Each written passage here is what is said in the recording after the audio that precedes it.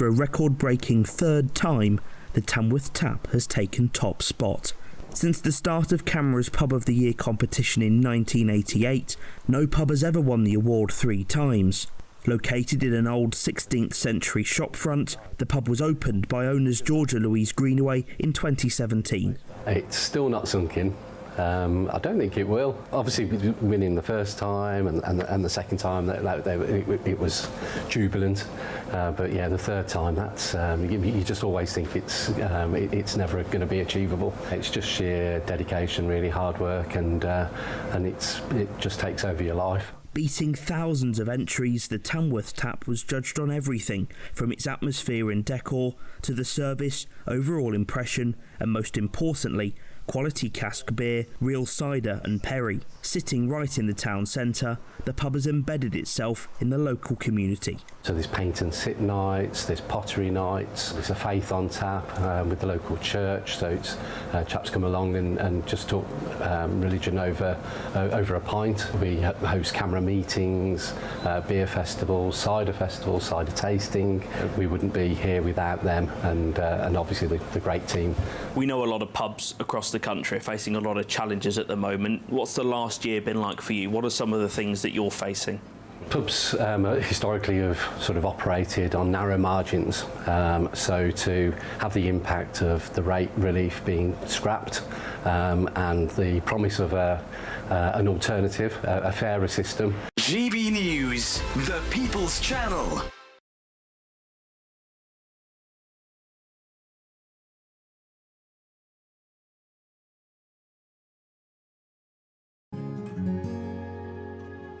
All too often, people will be sitting at home watching a press conference live, and they'll hear loads of questions being asked, and they'll be thinking, that's not my question, that's not my concern. We don't care whose feathers we ruffle. We ask the questions that you want answering. You're all standing on the street protesting and want to have an open discussion. My name's Patrick Christie's. I do a show for GB News in the UK. Is it possible to talk to you quickly? Journalism in this country has been a cosy world full of groupthink until now. Well, this is the best view ever of Whitehall, looking out across all the tractor drivers of England who've come together to make their point. Hello, so as you can see, I'm here in Westminster as the protest begins. Yes, I'm very much in the thick of it. Look, we're challenging narratives here at GB News, and that's what sets us apart.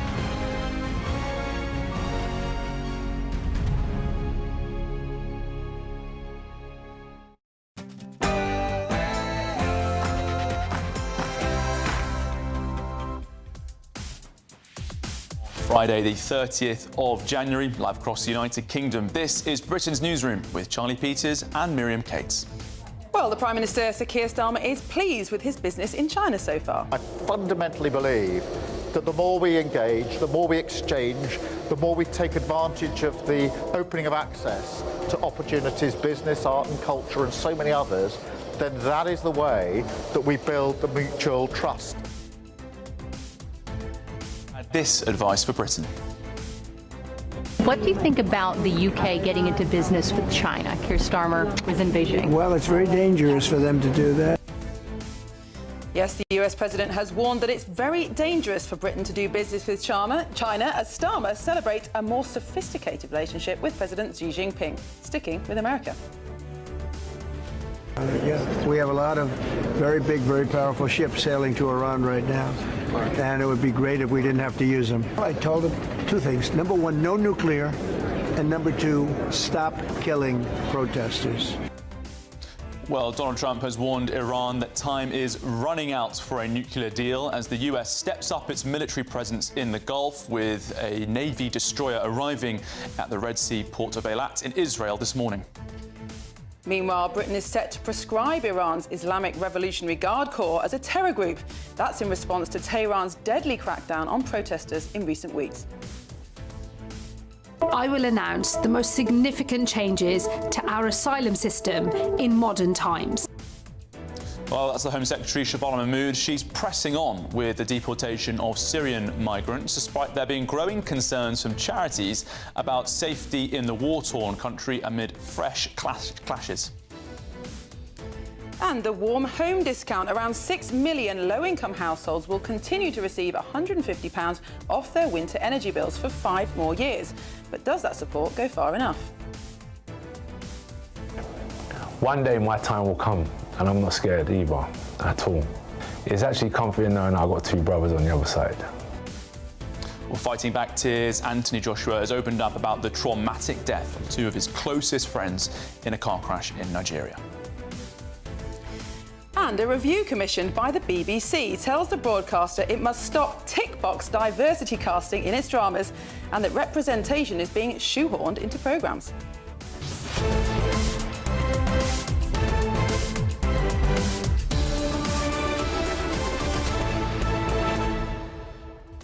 Well, Charlie, we're nearly at the end of January, and what a month it has been for geopolitical events. We've seen right from Venezuela, the operation at the beginning of the month, all this different controversy about Trump and Greenland, and now the UK caught in the middle between the US and China. Yeah, it's rolling on, isn't it? And we're going to expect a lot of focus as well on that situation in Iran. Brussels and the Brazilian elite, as it's referred to often, turning their attention to the IRGC. What will Britain do there? Could we move with the EU to block that, terrorist group, let's be frank, as the EU does the same? Could we see those strikes on Iran coming soon as well? Absolutely. It does kind of point out how futile some of the EU's efforts are. We can prescribe the IRGC, but I don't think they're going to be cowering in terror, although they might be at the US assets building up in the region. Yeah, all sorts going on today. Let us know your views, particularly on this criticism of the Home Secretary's plans to push ahead with deportations to Syria, despite the ongoing violence there. How much violence is too much, do you think, for deportations to occur, for people to be sent back to country of origin? Do you stand by the Home Secretary, or do you think those human rights charities have got a point? Tell us, gbnews.com/your say. But first, here's your 60-second news update with Sophia Wenzer.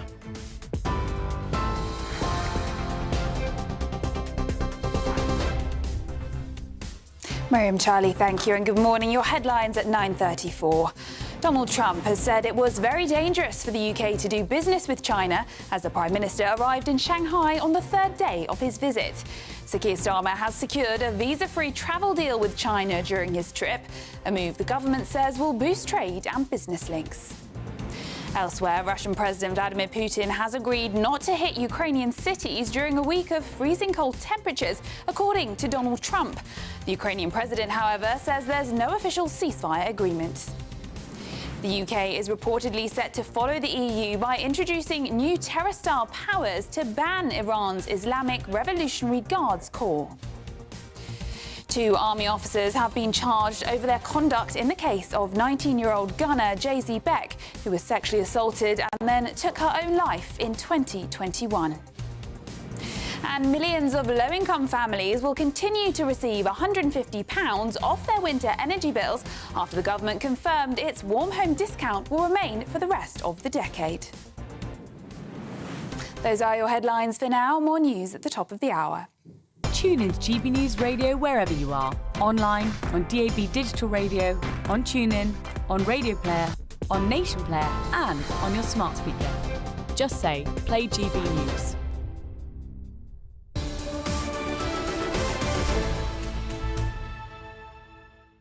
Hello, good morning and welcome. You're watching and listening to Britain's Newsroom. We're live across the United Kingdom on GB News with Charlie Peters and Miriam Cates.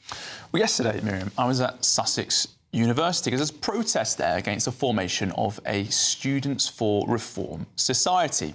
Now, under the law, the Freedom of Speech Higher Education Act brought in by the Conservatives, you can't block societies, you can't block lawful speech, but you can, it appears, try and block journalism. Because we turned up to see these protesters and these 2 chaps kept getting in the way of our filming. No one would engage with us. Everyone was wearing masks or trying to get away as we tried to ask them, why are you opposed to this society being founded? This is a democracy, and this is one of the biggest parties in the country, leading in the polls. But they said, no, this society should not be allowed at Sussex University. Spoke to quite a few of the reform-supporting students at the university who were trying to attend their fair to promote the society yesterday, but they decided to go against it just because of the amount of threats they had faced. And a lot of it they showed me yesterday, only a couple wanting to appear on camera due to the amount of abuse they had received. But yeah, just extraordinary that universities are places where free speech and debate should be taking place, not only trying to block conversations, refusing to engage in this debate, but saying that a political party should not be represented here. It's anti-democratic. I remember under the last government when the Higher Education Freedom of Speech Bill was going through Parliament, there was so much opposition to it from the then Labour Party who were in opposition. They were saying that students need to feel safe, but it's this conflation of physical safety, which of course students need to be physically safe on campus, with this kind of idea of psychological safety, and the idea that just because someone presents an opposing view or even an offensive view, that means you're not safe. But this has kind of taken over so many of our universities. Well, the Pro-Vice-Chancellor of Sussex, David Roubain, said that they believe in diversity in all its forms, including the diversity of thought, but unfortunately it seems many of his students do not agree with that perspective and would rather sort of act as bouncers trying to get in the way of us. I did ask one of them, he did manage to crack a little smile at me when I said, I take it you're not a member of the debating society, but he didn't want to give us an interview. Oh, well. They did look like typical left-wing activists, I have to say, but clearly up for a fight. Anyway, moving on now, Sir Keir Starmer has secured a visa-free travel deal with China during his visit to Beijing. This is a move that the government says will boost trade and business links. This is the first time in 8 years that a British Prime Minister has been here on Chinese soil. 8 long years, a historic occasion, and we can feel that already. We've had key bilaterals yesterday with President Xi and also Premier Li. Very warm, very good meetings, just the level of engagement that we hoped for on behalf of both of our countries to develop that comprehensive and strategic partnership that is both long-term and consistent. But this comes with a warning from the US President Donald Trump, who said that Britain should not cosy up to China as it's very dangerous. Well, we're joined in the studio now by US political commentator Nora-Lee Knotson. Nora-Lee, welcome to the studio. Thank you so much for coming in. There are parallels here in terms of what Trump said to Mark Carney, the Canadian Prime Minister. He's almost started a trade war with Canada over Canadian relationships with China. Do you think Britain should be equally worried about a similar threat? Well, it's interesting in light of all the rhetoric we've had over Greenland, at Davos, and obviously with Afghanistan, what you're seeing is a bit of pushback from the Western alliance. And Keir Starmer going to China to develop this relationship. Well, firstly, China is the 4th largest partner, not the largest is the US by 4-fold, actually. So if there's anybody to be cozying up to, it's really the U.S. What has he done? He's cut a deal on whiskey. Tariffs from 10% to 5%. And who's celebrating? The Chinese. They get cheaper whiskey. Why? Because we've also done a deal of almost 11 billion pounds, AstraZeneca, setting up manufacturing over there. What did China do to the U.S.? They were trying to hold the U.S. hostage on pharma, the manufacturing that was happening there. They were trying to hold the U.S. hostage on the rare earths that are key to defense, to semiconductors. And this is why Trump says it's a dangerous game that you're playing with China. We understand Keir Starmer's trying to play this leverage game of politics. OK, let's push back. Let's look like we're strong with them. But he's just given them the embassy they want, given them Chagos Island. It's not a good look for the UK when they should really be focusing on strengthening economic growth here and attracting people to invest here. Nora, do you think actually this agreement with China, the cozying up that we're seeing from Sir Keir Starmer, risks him losing actually more support from British Muslims due to the targeting we've seen China in the past, that, let's be frank, almost genocidal actions it's been taking with removing people, detention camps in the past as well. Amid so much criticism he's faced over his handling of the situation in Gaza, is that also another element that Sir Keir Starmer perhaps needs to consider? And does it point to a bit of hypocrisy in his approach as well? I think that's a very good issue that you raise. I mean, China is known for its human rights violations, as you point out, with the Muslim community. We think they've killed over 1 million people. And then with the famous pro-democracy media mogul in Hong Kong, who's facing life imprisonment, they don't uphold the values of the Western world. So there's a very big question about the hypocrisy that you're raising. And Keir Starmer doesn't seem to have got anywhere with those human rights issues. But moving back to the trade aspect, clearly Donald Trump, one of the guiding principles of the MAGA movement is to bring industry and manufacturing back on shore to the US, and that's part of the disengagement with China to try and get away from dependence on Chinese products. But we are in a bit of a different situation here in the UK. I mean, it would be amazing if the UK became a manufacturing nation again. That seems very unlikely. Do you think that actually Britain needs China a lot more than the US needs China? I would disagree that Britain needs China. I think what Britain needs is its #1 trading partner, which is the US. And if you think about trade, who is it cheapest to trade with? The person that is closest to you geographically. So, you know, either with Europe or with the US. So I think it's a bad move, and it just indicates the failure of his own policies within the UK, that he's having to look outward to China. But you could argue that we are, Britain, excuse me, Britain is equally beholden to the US as it is to China in terms of ownership of our businesses. And actually, perhaps Keir Starmer should be looking internally to try and rebuild British capability rather than seeking close relationships with either of those countries. I think you're absolutely right about that. You need to build your own dependency internally. But there's also this political dance going on right now where a lot of the Western countries, based on most recent rhetoric from Trump, feel that they need to diversify their relationships just to have a little bit of leverage in negotiations with the Trump administration. Laurie, I just want to ask you about the situation in Iran as well. We've seen a growing build-up of American forces, a missile destroyer arriving in the Red Sea this morning as well. The number of assets in place. Do you think that Donald Trump is going to live up to his commitment to those Iranian protesters where he said, if you are killed, I will step in? I've been on the phone this morning with people in the US, and everybody thinks something is imminent. And the Iranian regime has been very clear that they will attack U.S. bases in the region, and it will get messy if this is what happens. We don't know if calmer minds will prevail and if the Iranian regime will find some way to negotiate out of this. But we saw what Trump did in Venezuela, and I think something is imminent. But this potentially is a very different prospect. That was quite a clean mission, taking out the president.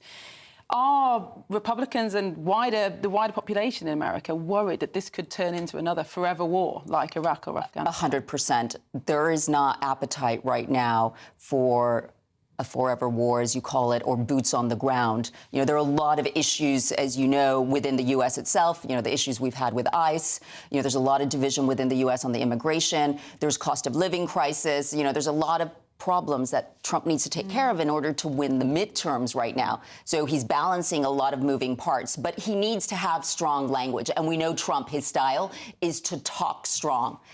He might pare it back like we saw with Europe on the whole Greenland issue. Yeah, but I mean, it seems as though he's looking for a decisive option, right? That the only way Trump will do this is if he knows it can be in a sense, a quick win military operation, which ends the regime with no mess. Precisely, it doesn't lead to that sort of extensive long-term deployment. I think people who are from Iran think that will be very difficult to have a clean exit. It would get messy because there are 5 different factions within Iran. So we will just have to wait and see what he decides to do. Okay, Norrie Knotson, thank you very much for you. your time this morning. Well, still coming up, we'll bring you another threat of legal action from Reform UK. This time it's aimed at the Tory leader, Kemi Badenoch. We'll bring you all the details. Also coming up on the show, there are calls to give Syrians temporary leave to remain in the UK amid the ongoing conflict. But will the government press ahead with its planned deportations? But first, if you're in search of some holiday sun, here's the forecast for all of our top European destinations.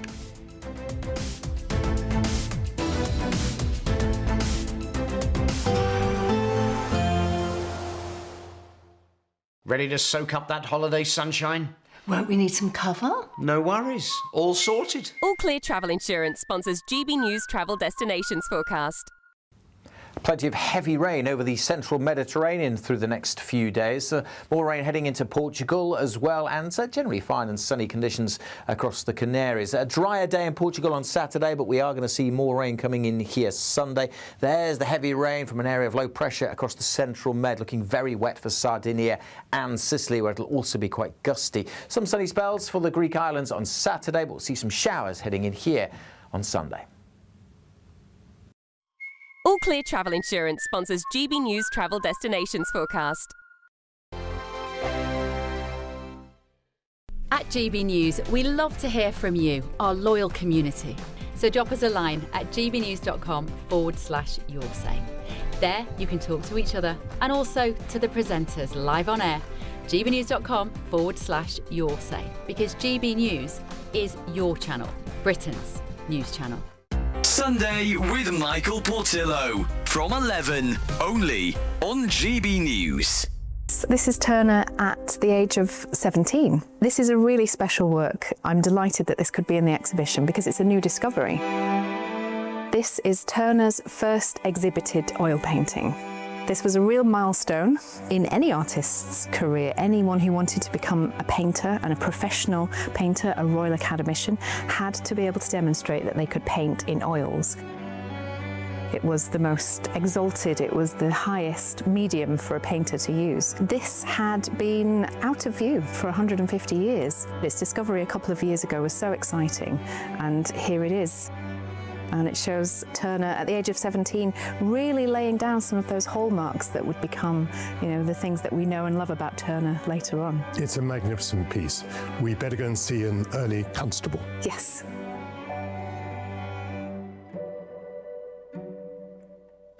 Amy, the young Constable, but as we know, Constable makes a slower start than Turner. Yes, Constable does indeed make a slower start than Turner, but he also makes a self-conscious decision to be different to other landscape artists. Spending so much time in the countryside, in the landscape that he was brought up in, he really wanted to capture the landscape with as much veracity, as much truth, and as much freshness as possible. And so he began a quest of making very small oil sketches, like the one behind me. And in these oil sketches, he used oil paints outdoors, on his knee, responding to the changing clouds, the changing light conditions, and learning to paint quickly and, with as much liveliness as possible. When it came to making a bigger landscape painting for exhibition, he wanted to transport those qualities into those big landscape paintings. GB News, the People's Channel. Join me, Nana Akwe, for an informative, interactive news programme with a difference. It's fun. No, he didn't say that, Dave. I'm so surprised. I think there's an element of truth to that. Join me from 3 p.m. every weekend, only on GB News, Britain's news channel. In the GB Newsroom, we bring you the news as it happens. With our team of dedicated journalists across the UK. We're ready to keep you up to date with what's happening every half an hour, every single day. Bulletins here on GB News, the People's Channel, Britain's news channel.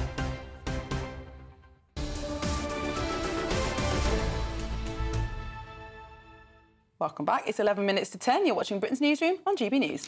Now, the Home Secretary, Shabana Mahmood, she's announced a raft of asylum reforms back in November, and she's pressing on with them despite some pushback from charities. Well, in particular, Syria is a point of contention because there are calls on the government to give Syrians temporary leave to remain in the UK because of the ongoing conflict in the region. Well, the human rights lawyer Shahab Khan joins us now. Good morning, Mr. Khan. A lot of violence has re-erupted in Syria between the government forces and Kurdish militias over the last month. We've seen hundreds of thousands displaced, but the Home Secretary still thinks that people should be sent back to Syria. What's your view on the perspective of this matter? Yeah, good morning. I think the way you just introduced that sentence, I think that just sums it up, really. That's the reality on the ground. But as usual, our politicians, particularly the government and the Home Secretary, just seem to be living on another planet, really. I just don't understand. I mean, either we are offering people refuge and we keep them safe until they're safe to return home, or we don't. I mean, if we don't want to, and obviously there are many in this country who feel we shouldn't, and it's about time we leave all these conventions and, let people around the world fend for themselves, and we have nothing to offer anyone else. We should just think about ourselves. But if that's the government policy, then fine. But if not, and at times they do pretend to care about human rights and saving people and saving women and saving children, then I just don't understand how can they possibly suggest that. But I suppose some would argue that there has been, although there is some violence going on at the moment in Syria, of course, there's been a massive reduction in applications for asylum from Syrians since the Assad regime was toppled. And at some point, there has to be a decision that people who've come here temporarily to go home. And nowhere will ever be completely safe from a human rights lawyer's perspective. But at some point, that decision has to be made. When do we take that decision? But obviously this is far too soon. And like we've seen with Ukraine, like we've seen with to be honest, so many other countries, we talk about Afghanistan, other countries, are those safe to? We do send people back at times when we need to those countries. But on a case by case, the general rule then is that we're not sending people back. Yes, in some cases, for instance, people with criminal records, people with other serious issues, yes, we will deport them. But I think what the Home Secretary now seems to be suggesting is that Syria is overall, the blanket policy should be people should go back. And I think that's very, very concerning. That's very, very wrong. Like we saw just recently, not just the usual violence that is happening there and has been ongoing for a very long time now, but for instance, detainees escaped from IS camps, detention camps. And like we saw, obviously, there was an uproar in this country as well, particularly about one person, Shamima Begum. Where is she? She's still there. Will she somehow make her way to the UK? All those things. So we know from that is what's happening. So many of these detainees have escaped. And if we fare in this country from that one person, we heard the independent review of terror legislation saying, is it safer to bring her back? Perhaps it is, because what if she's there and then she plans something against this country? So I think things like that. But actually there we have hundreds and thousands of these people let loose into that country. And now we're actually saying that people who we have actually given refuge to, let's send these families back. Okay. I just don't understand how that's even possible. Well, Shab, lots of things are possible, which obviously the government haven't done. But I think a lot of people will be listening to this. They'll be extremely frustrated thinking about the human rights of British people. I mean, at what point do we have to say enough is enough? We've been extremely generous. The world isn't perfect. We've welcomed so many people from Syria and around the world in so many war-torn or conflict-heavy areas. At some point, a minister has to put the foot down, and it's come to Shabana Mahmood to do that. These returns have to take place. Otherwise, what the British people have been voting for so many years is never going to be delivered.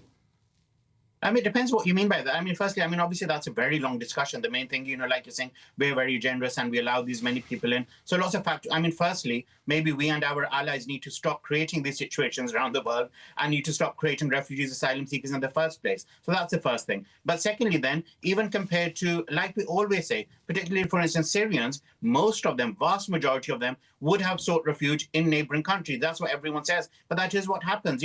Look at the list of the Mr. Khan, I'm so sorry. We're going to have to leave it there. We have reached the end of the hour. But thank you so much for joining us this morning. Don't go away. You're watching Britain's Newsroom, Britain's favourite morning show on GB News.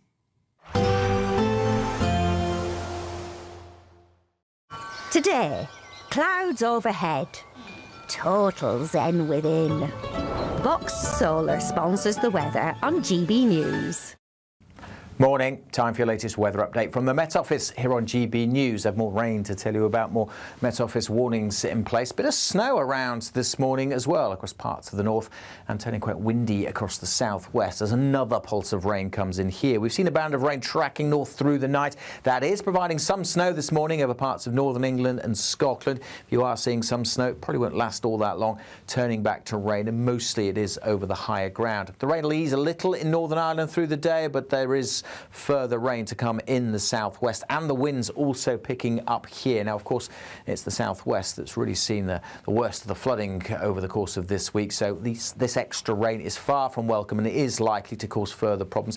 Not the same volume of rain as we had from Storm Chandra, but Of course, as I say, because the ground is so wet, that is likely to cause some further flooding. That band of rain extending into South Wales and South East England does turn a little drier through the evening across Northern Ireland. The rain continuing to push slowly across Scotland, mostly dry on the west coast. In the east, though, soggy, with that rain turning to snow again over the hills, fed in by a fairly brisk and chilly wind. That'll also provide drizzly rain over northeast England. But parts of northern England, again, turning a bit drier for a time. Then this next swirl, this next area of low pressure continues to bring some outbreaks of rain across southern England as we go through the night. It all adds up to a fairly mild night with some clearer skies. We might dip close to freezing in 1 or 2 rural spots, but mostly we start the weekend at 4 or 5 degrees. We start with a lot of cloud, still start with some rain. Should be turning drier over Wales and southwest England through the day. Southeast susceptible to cloud and rain on and off throughout Saturday, and still quite gusty at times along the south coast. Brisk wind bringing a chilly feel and some damp weather to eastern Scotland and northeast England, but a dry day for Northern Ireland, and again western Scotland doing okay for dry and bright weather with temperatures about average. Today, clouds overhead, total zen within. Boxed Solar sponsors the weather on GB News. Thank you, Britain, for making GB News Radio such a huge success. Whether you're in the car, on the go, or listening at home, thank you for choosing us as your radio station. Good morning, this is the latest AI travel news from GBNews.com. On the M8 westbound between Junction 22 and Junction 23, restrictions remain after a road incident. On the M4 westbound from Junction 42 at Earlswood to Junction 43 at Landarcy, traffic is slow with heavy congestion. In Nottinghamshire, the A1 northbound is shut between the A52 and the A46 after a collision. In Essex, the M11 southbound between Junction 10 and Junction 8 has a lane closed after a crash, with around 30 minutes of delays. And on the trains, East Midlands Railway and the Elizabeth line are disrupted. For more travel news, go to gbnews.com.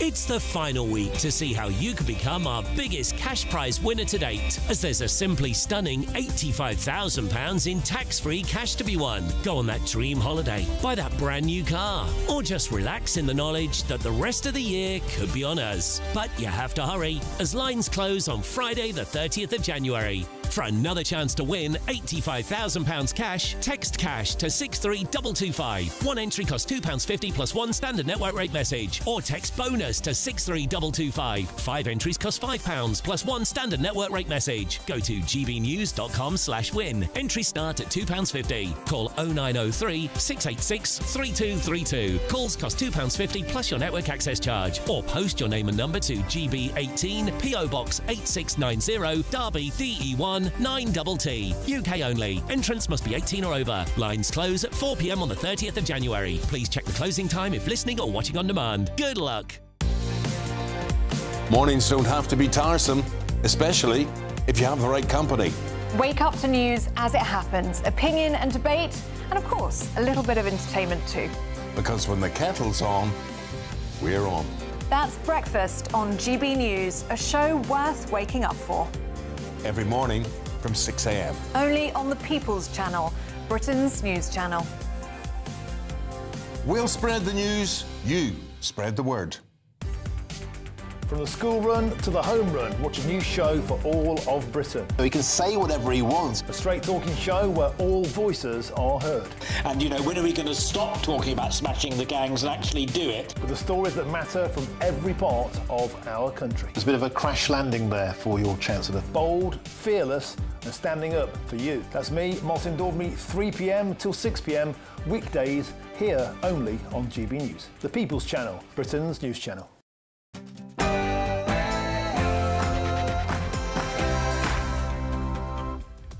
Good morning, it's 10 o'clock on Friday the 30th of January. We are live across the United Kingdom. This is Britain's Newsroom with Charlie Peters and Miriam Cates. Now, the Prime Minister is pleased with his business so far in China. I fundamentally believe that the more we engage, the more we exchange, the more we take advantage of the opening of access to opportunities, business, art and culture and so many others, then that is the way that we build the mutual trust. However, the US president has this advice for Britain.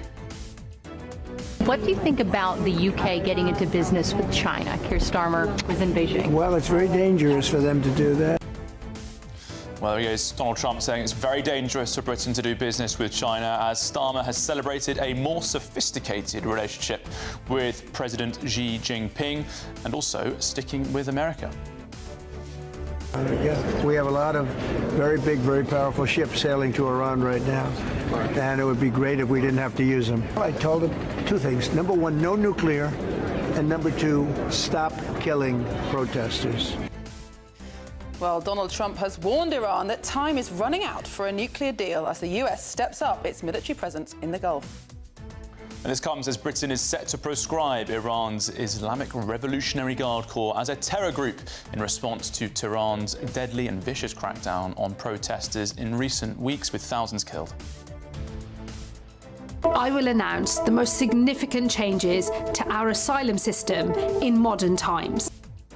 Well, that's the Home Secretary, Shabana Mahmood. She's pressing on with the deportation of Syrian migrants, despite growing concerns from charities about safety in that war-torn country. And warm home discounts. About 6 million low-income households will continue to receive £150 off their winter energy bills for 5 more years. But does that support go far enough? One day my time will come, and I'm not scared either, at all. It's actually comforting knowing I've got 2 brothers on the other side. Anthony Joshua fights back tears as he opens up about the traumatic death of 2 of his closest friends in a car crash. And a review commissioned by the BBC has told the broadcaster it must stop tick box diversity casting in its dramas, and that representation is being shoehorned into programmes. I mean, anyone could have told you that.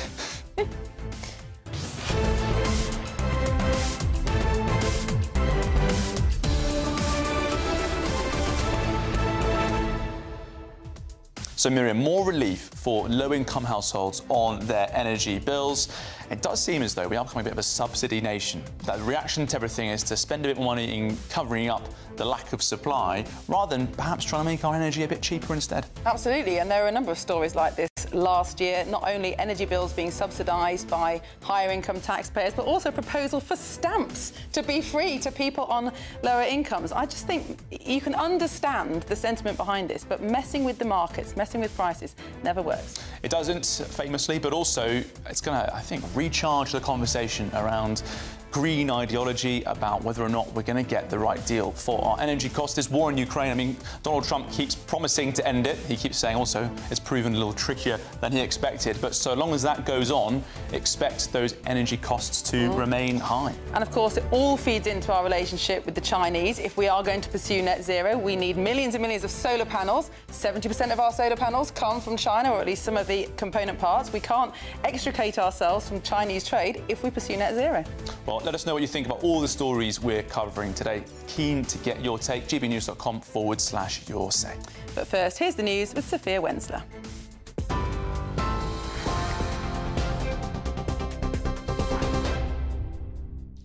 Miriam, Charlie, thank you and good morning. It's just gone 10 o'clock. These are your headlines. Donald Trump has said it was very dangerous for the UK to do business with China as the Prime Minister arrived in Shanghai on the 3rd day of his visit to the country. Sir Keir Starmer has secured a visa-free travel deal with China during his trip, a move the government says will boost trade and business links. British citizens will now be able to travel to China for 30 days without needing to get a visa, bringing the UK in line with countries like France and Germany.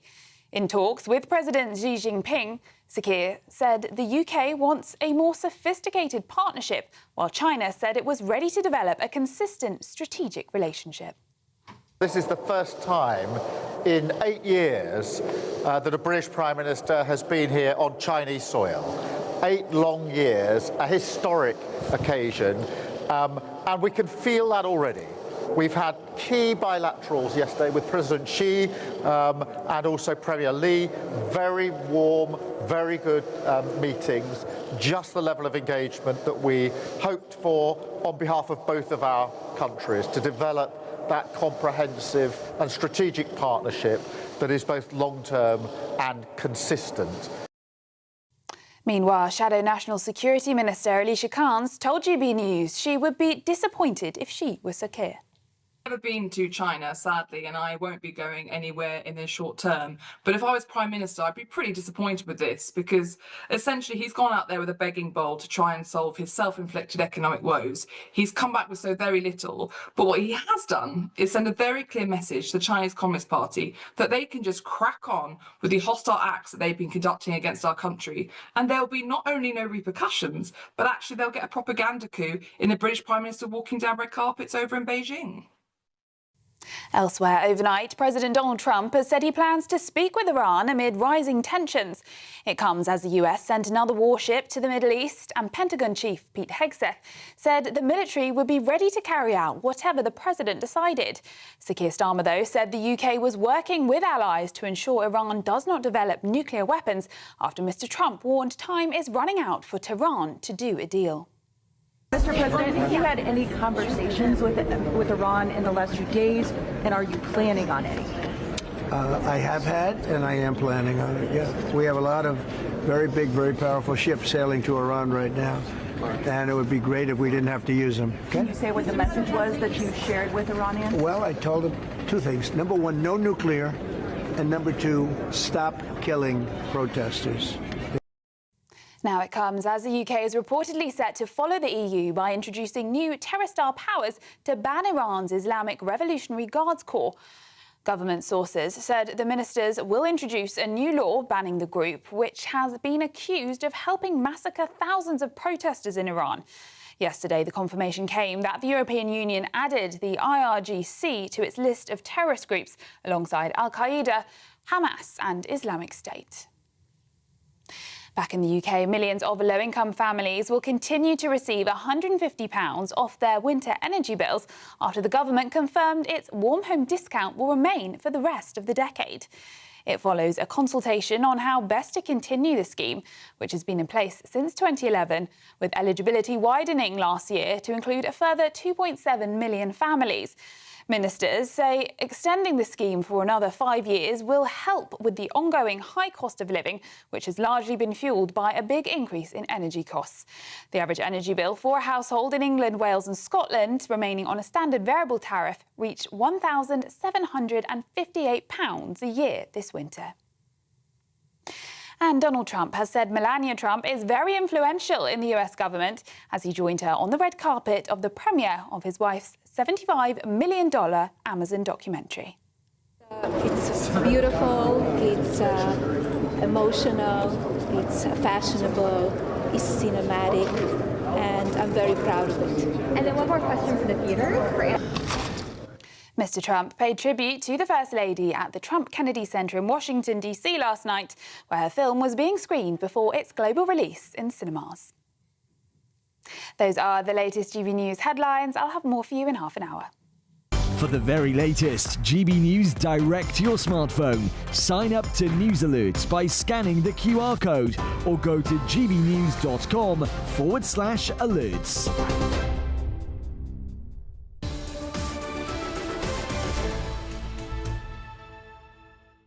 Hello and welcome to Britain's Newsroom, live across the United Kingdom on GB News with me, Charlie Peters, and Miriam Cates. Well, we'd love to know what you think. Send your views and comments to gbnews.com/yoursay. I think you've already been in touch. Lots of people commenting on the Syrian deportations. Alan says, send the lawyers back as well. They can look after themselves if they're so concerned. Christina says the ECHR is a cash cow for the human rights lawyers. That certainly has turned out to be the case. Yes, I mean, we had that human rights lawyer with us before talking about the situation in Syria and many charities doing what they usually do, of course, urging Britain to not deport migrants on those on a temporary visa back to Syria. But I think the perspective had to put forward is, of course, what about the human rights of people living in Britain as well? What about British citizens and their concerns? This country's been very, very generous, perhaps too generous to a lot of places. Maybe the time has come for some of these returns to happen, regardless of how severe the situation is around the world. And later on, we are going to be looking at how the situation has affected the whole of the EU. I think 1.4 million Syrians have come into the EU over the last 10 years. And, of course, all the asylum seekers that come to Britain do normally come through the EU. So it is a Europe-wide problem that Absolutely. Absolutely. Right, it's 10:10 and Sir Keir Starmer has secured a visa-free travel deal with China during his visit to Beijing, a move that the government has said will boost trade and business links. This is the first time in 8 years that a British Prime Minister has been here on Chinese soil. 8 long years, a historic occasion, and we can feel that already. We've had key bilaterals yesterday with President Xi and also Premier Li.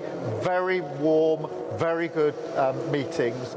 Just the level of engagement that we hoped for on behalf of both of our countries to develop that comprehensive and strategic partnership that is both long-term and consistent. But this has come with a warning from the US President, Donald Trump, who says that Britain should not cosy up to China as it's very dangerous. Well, our political editor, Christopher Hope, joins us now live from Shanghai. Good morning or good afternoon, I suppose, to you, Chris. Thanks very much for joining us. What's been the reaction inside the Starmer camp to those comments from the US President overnight? Yes, morning, Charlie, morning, Miriam. Yeah, night has fallen here in Shanghai on Friday evening. I've just interviewed the Prime Minister. We're airing that interview at 1 p.m. and we put the questions you're asking me to him, and we'll hear what he's got to say at 1 p.m. But of course, you never know with Donald Trump. He says things on the carpet. Those remarks were made at the premiere for the film about his wife Melania, made by MGM and Amazon, and he was largely talking about Canada, which is also doing further deals with China, but he did say it was very dangerous for the UK to get involved. You can't really deal with often half the time what Trump might be saying. It's very frustrating, I think, but the government carries on with what it's trying to do and trying to focus on its relationship with China. There is a real thawing in this deep freeze relationship with China. 2018 was the last time a Prime Minister came here. That was Theresa May. Since then, the French have sent their leaders 3 times, the Germans 4 times. We've done 0 with an economy which is the second largest in the world and growing. 300,000 jobs in the UK rely on Chinese businesses. That's why they're here. But of course, there is always that risk with security. We've come here with burner phones, burner laptops. That means that I've got a kit here which the Chinese state can't put any viruses into to try and cause problems for me at GBNews, and others too are taking the same precautions. But if you go in eyes wide open, our government believes, the new government, the Labour government believes, then you can do deals with China, and that's why they're doing it. Yesterday, President Xi met with Sir Keir Starmer and specifically praised the Labour government for trying to reset this relationship, almost taking a swipe at the Tories. Kemi Badenoch, of course, the Tory leader, she says that Keir Starmer shouldn't be here, and other senior Tories too.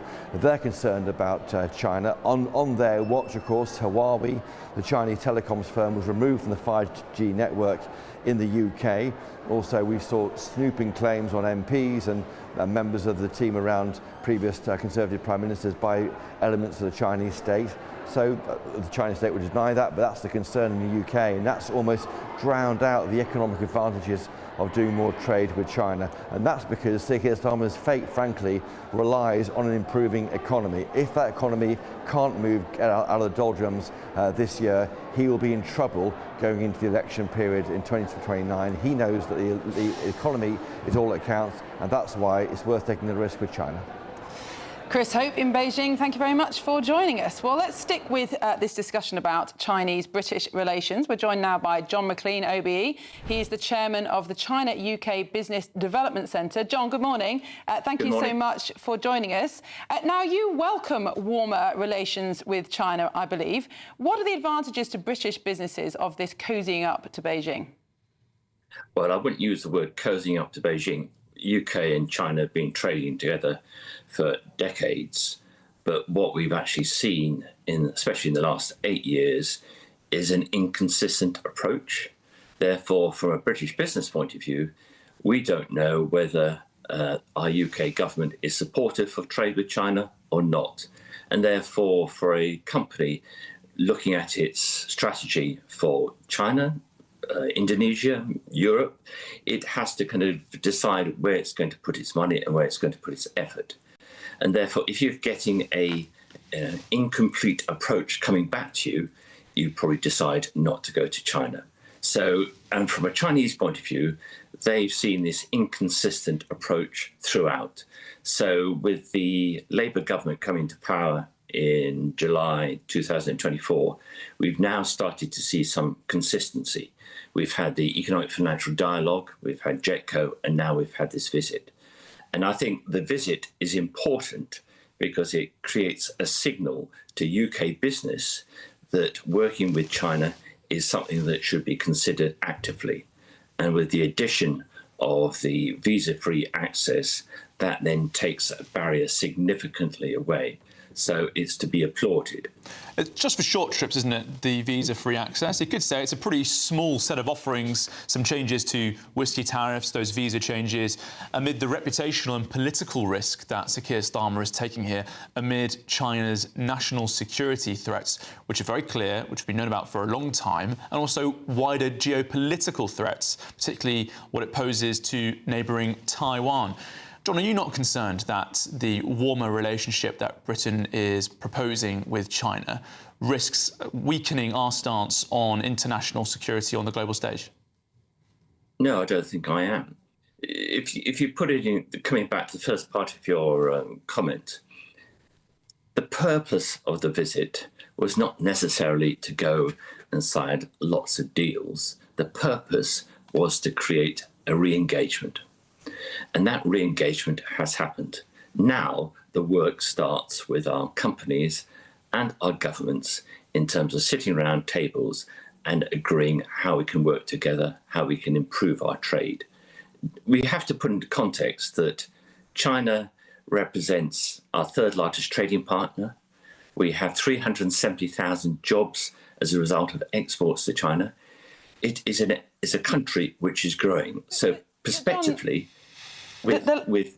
sorry, go on. Apologies for interrupting, but you use this language, trading partner. But that would be in the same way that I could say that Tesco is my trading partner when I spend £200 there every week. It's not a partner at all. I just consume their goods. That's the same as our relationship with the Chinese. We run this enormous trade deficit.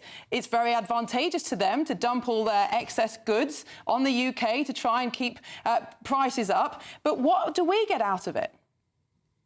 We get out of it because if you look at what's actually happened in China over the last 10 years especially, their economic advances in technology, in electric vehicles, in green power, in pharmaceuticals, they are way, way ahead of us. So if we in this country want to improve significantly, we have got to work with other partners around the world, which includes China. John, how many Uyghurs need to be killed and how many politicians need to be spied on before you think too much is too much for a business relationship and a growing business relationship with China? Well, in terms of the Uyghurs or the spying, we have our own, we being the UK government, have their own view on life. They create an umbrella for business. And if the government, our government, says that this is not acceptable or we shouldn't be doing things, we won't be doing things. But we have to put things in perspective. We do not live in a perfect society. We've got to do what's best for our country.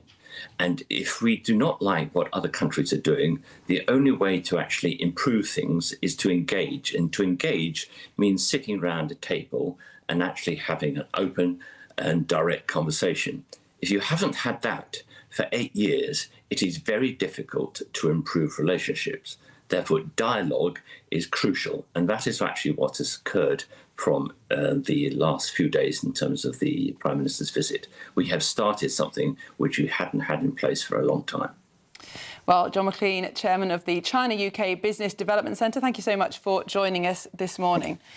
Charlie, I just think we're being so naive because dialogue or no dialogue, we buy more and more Chinese goods each year. We're more and more beholden to them economically, and we produce less and less of our own goods.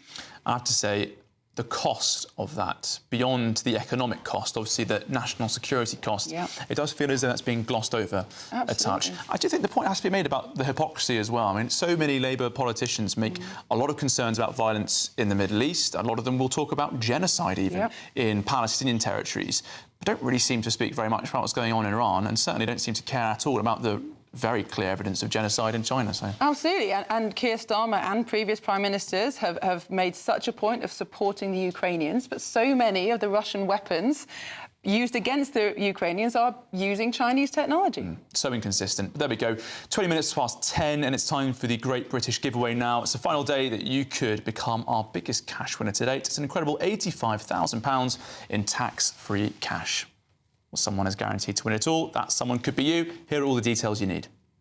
There's just a few hours left to see how you could win, as our biggest cash prize to date is up for grabs, an incredible £85,000, and it really could be yours. That's tax-free cash to spend all throughout 2026. Enough money to make this year your best year ever. Just one entry could secure it. But you have to hurry, as lines close at 4 p.m. today. For another chance to win £85,000 cash, text cash to 63225. One entry costs £2.50 plus one standard network rate message, or text bonus to 63225. 5 entries cost £5 plus one standard network rate message. Go to gbnews.com/win. Entries start at £2.50. Call 0903 686 3232. Calls cost £2.50 plus your network access charge, or post your name and number to GB18 PO Box 8690 Derby DE1 9TT. UK only. Entrants must be 18 or over. Lines close at 4 p.m. on the 30th of January. The winner may be contacted live on GB News, week commencing 9th of February. Please check the closing time if listening or watching on demand. Good luck.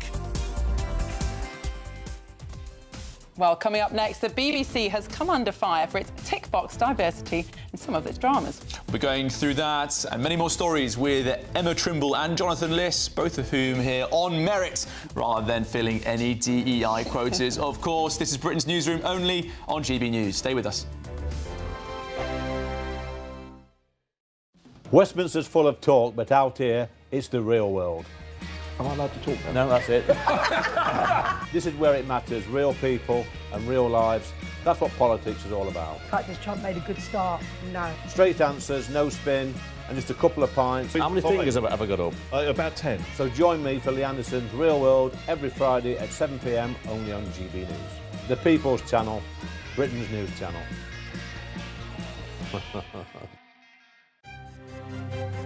GB News Breakfast, every day from 6 a.m. Of the Autistic Barbie. Well, made by Mattel, this latest offering in the Barbie brand launches a new neurodiverse doll. Yeah, but lots of people reacting to this, saying it's too political and even virtue signalling. We're asking this morning, has Barbie gone woke? Joining us now, Paula London, who's a commentator on all sorts of social events, and the author, academic and activist Lisa McKenzie. We say hello, good morning to you. Now, tell me this, which one of you would cuddle up Barbie, this new Barbie doll? Which one of you would do it? I think if I was a little girl, Barbie's Barbie, isn't she? This is something that Mattel has done for many, many years. The first astronaut Barbie was 1985.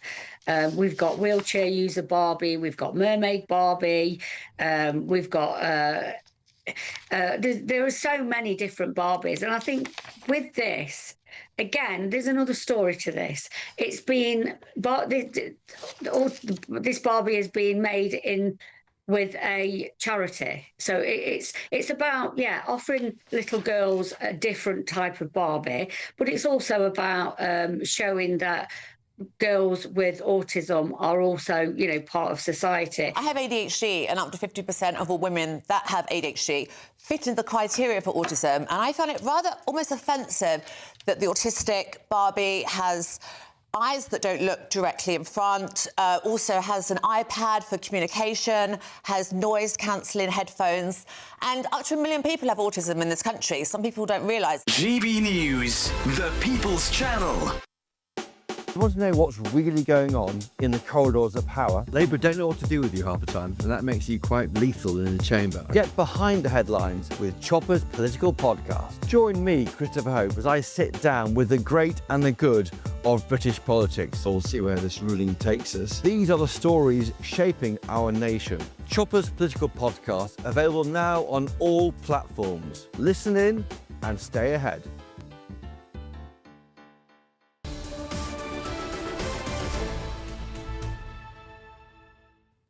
back. It's 10:25 and you're watching Britain's Newsroom with Charlie Peters and Miriam Cates. But it's not just us. We're joined now by the writer and broadcaster Emma Trimble and the political commentator Jonathan Liss in the studio to go through all of today's top stories. Good morning to you both. Good morning. How are you doing? You well? Very well, thank you. How are you? Well, very good. Good. We're going to start with a stormer, aren't we? Well, yes. So, of course, there have been many, many reform defections, or I should say conservative defections to reform in recent weeks. But one of them has cooked up a storm. Suella Braverman left, and the Tories said she had mental health problems. But reform haven't left it at that, have they? Yeah. So they said, the Conservatives said in the press release after Braverman's defection that they had tried to look after her mental health, and that was seen as a below-the-belt which I can understand why Braverman would have thought that. So they are threatening now legal action, even though Badenoch, I think, has apologised for it and said it shouldn't have gone out. But this is, first of all, a very personal rift. I think that Badenoch organised Braverman's hen do. So clearly these are two very, very right-wing people of ethnic minorities in the Conservative Party, which hasn't always been such a welcoming environment for women or ethnic minorities.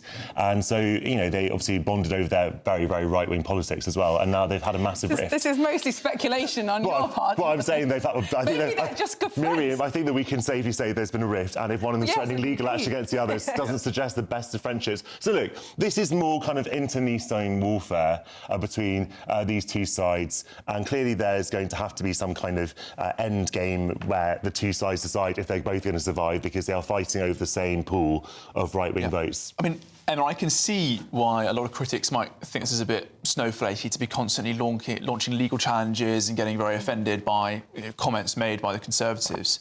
But at the same time, isn't it quite a clever trick by Reform? Because 3 days after the defection, we're still talking about it because they've put it back into the news agenda with this legal assault. Do you think that maybe is the real reason they've done it? I mean, it certainly has helped keep the defections in the news, given that we had such a fast spate that there wasn't really much time for those particular defections. Like Andrew Rosendale, for example, his defection got drowned out by other news. Well, no one knew who he was really, outside the Westminster bubble. His constituents surely do, because he's very, very popular. But I think actually what the Conservatives did here was grotesquely unethical. And while you might say Reform shouldn't be threatening legal action left, right and centre, I think forcing the Conservatives to apologise was a pretty good move, not just because it's kept the defection in the news, but also because they should be called out on this. It's totally unethical for them to bring in... You can imagine, you know, if this was even in any normal working environment, for your former employer to bring up your mental health in public like that. And there's something particularly snide about doing it, because you're talking about someone's mental health, but you're doing so in a way that is intended to wound them, to humiliate them publicly. They haven't consented to that information being put out in the public, whether it's true or not.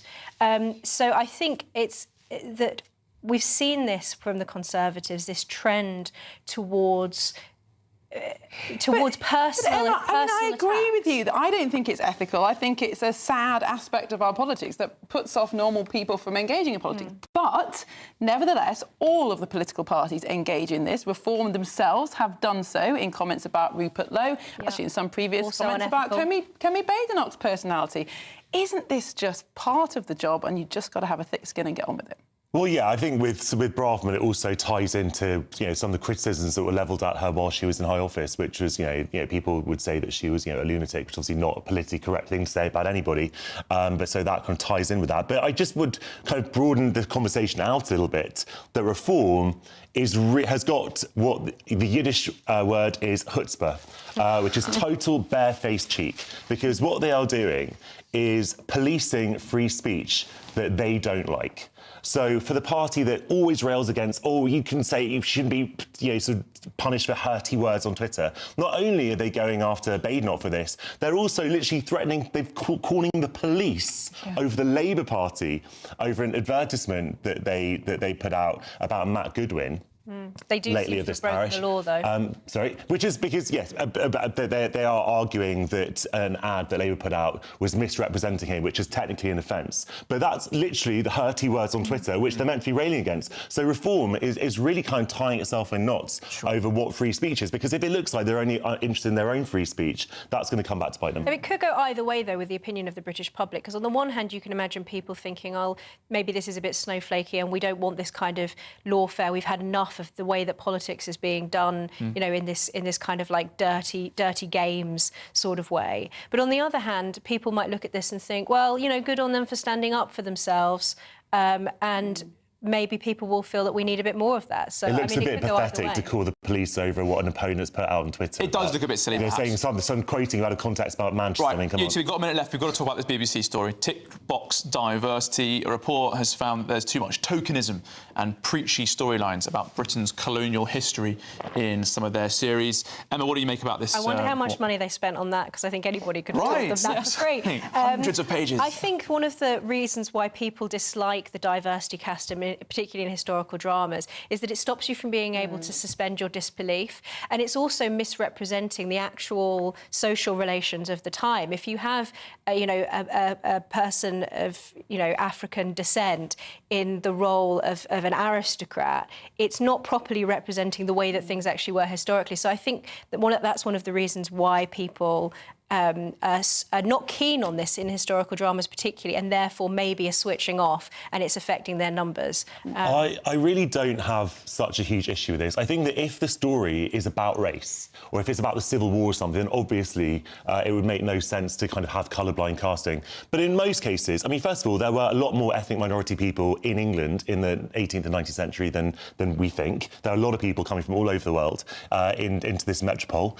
But also, we're already suspending our disbelief in so many things. It's a television show, it's a set, it's not real. So, if someone is... I can understand why people might be distracted by it, but unless it's sort of egregiously distracting, for the most part, I think just cast the best actor. It's the forcing of social justice themes into issues. That's your reading of it, Charlie. No, this is what the report said. The report says that audiences are unforgiving if they, say, tune into Agatha Christie and suddenly find a discussion about anti-colonial struggles being forced into a conversation. Anti-colonial struggles were happening in the 1930s. It's not just the woke. However, you can represent those things without having the diversity casting plus, on top of that, an ideological storyline. Instead, what you can do is just, with good writing, represent what was actually happening. And then you get a good drama. It'll be preachy. Jonathan, it'll come across as preachy. Well, that's bad writing. Good writing is not preachy. I don't think people want to switch on for a bit of escapism, watch a drama, without having politics rammed down their throat. Well, politics is... I don't think it's being rammed down there. People perceive that. They see the disjointed reality between what they're seeing on screen and what they're expected to see in terms of the historical value. And it's why most of the more recent historical dramas are just absolute crap.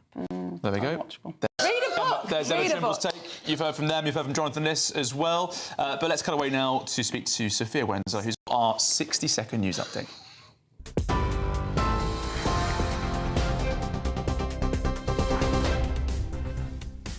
Miriam, Charlie, thank you. Your headlines at 10:33. Donald Trump has said it was very dangerous for the UK to do business with China as the Prime Minister arrived in Shanghai on the third day of his visit to the country. Sir Keir Starmer has secured a visa-free travel deal with China during his trip, a move the government says will boost trade and business links. Elsewhere, Russian President Vladimir Putin has agreed not to hit Ukrainian cities during a week of freezing cold temperatures, according to Donald Trump. The Ukrainian president, however, says there's no official ceasefire agreement. The UK is reportedly set to follow the EU by introducing new terror-style powers to ban Iran's Islamic Revolutionary Guards Corps. 2 army officers have been charged over their conduct in the case of 19-year-old gunner Jaisley Beck, who was sexually assaulted and then took her own life in 2021. And millions of low-income families will continue to receive £150 off their winter energy bills after the government confirmed its warming discount will remain for the rest of the decade. Those are your headlines for now. I'll have more news for you at the top of the hour. Tune in to GB News Radio wherever you are. Online, on DAB Digital Radio, on TuneIn, on Radio Player, on Nation Player and on your smart speaker. Just say, play GB News.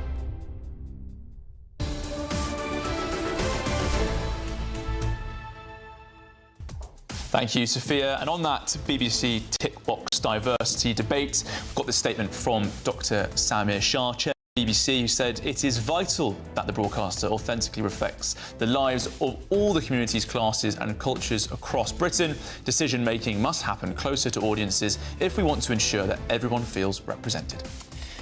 Well, coming up next, if you think illegal migrants get an easy ride here, Britain is not alone. We'll tell you what Spain is doing for undocumented migrants. This is Britain's Newsroom, only on GB News.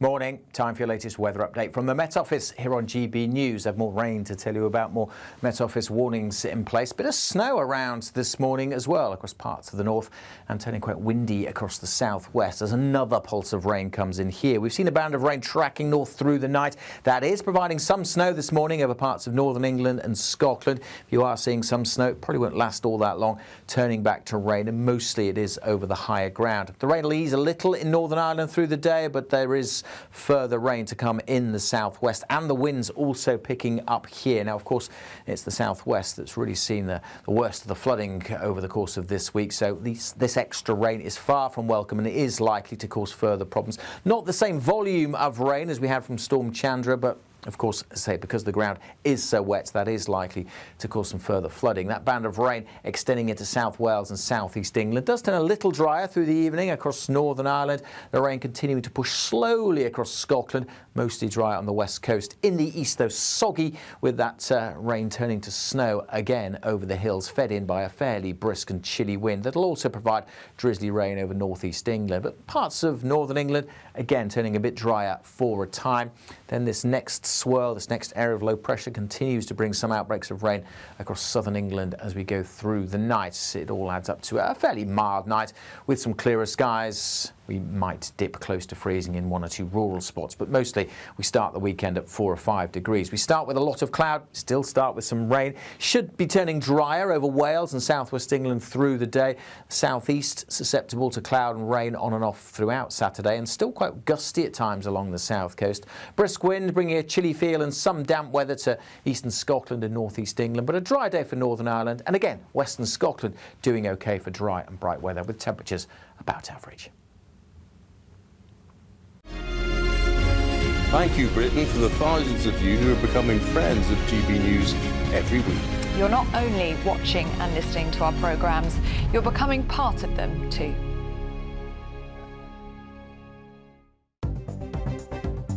Good morning, this is the latest AI travel news from gbnews.com. On the M74, the junction 6-off slip for Hamilton is shut southbound because of continuous roadworks. On the M1 southbound near Wakefield, a broken down vehicle has one of 4 lanes closed, with recovery expected between 10:15 and 10:30 this morning. In Derbyshire, the A50 westbound between the M1 and the A6 has a stranded vehicle blocking one of 3 lanes, clearing by 10:40 this morning. And on the trains, East Midlands Railway has disruption between Luton and London St Pancras International, and Gatwick Express is disrupted between Gatwick Airport and Purley. For more travel news, go to gbnews.com.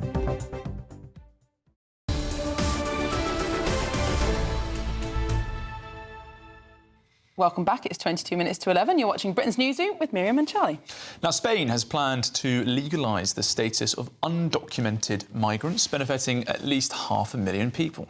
Well, eligible foreign nationals must have no criminal record and be able to prove that they lived in Spain for at least 5 months. We're joined in the studio now by Jack Davey, a freelance journalist. Jack, we just described them as undocumented migrants. Why do they use that term in this reporting? Because, I mean, for most people that hear that, they think illegal migrants. If you haven't got your documents, it means you're not here legally. Well, this measure was brought forward by the far-left party Podemos, one of the socialist government's allies. And they are very pro-migrant. They see these people as sin papeles, without papers. And in most of these cases, these are just people who have arrived on a tourist visa and just overstayed. So they are illegal migrants, right? So they are illegal. Yeah. And changing the status, just this move to change this strategy, this amnesty that they're bringing forward, what's the pressure behind it? Because when we think about politics on the continent and also here in Britain, there's a big push against this sort of measure. Why is Spain different? Well, this has been a long time coming. In 2024, there was a petition which had over 700,000 signatures, And lots of NGOs, and especially the Catholic Church, have been pushing very hard on this as to get because they think the dignity of these migrants should be respected. And so that's been the main organisational push. Now, Spain has a similar political situation to lots of countries in Europe. There's a rising populist right-wing movement, the Vox Party. But Pedro Sánchez, very left-wing prime minister, he can't get this measure through Parliament. So he's going to use some sort of executive orders to override Parliament. Is that correct? Yes, he's going to use a royal decree, which effectively bypasses a Parliament where he wouldn't be able to find a majority for this measure. And so it will just go back to a civil service committee and then back into the government without any representation. The right in Spain is surging. This is going to help them as well. The Vox Party included. They are riding high in the polls now. What could Pedro Sánchez do ahead of the next elections to counter this move? Could these illegal migrants, given legal status, be able to vote? Yes, some of them should be able to vote in elections, especially regional ones.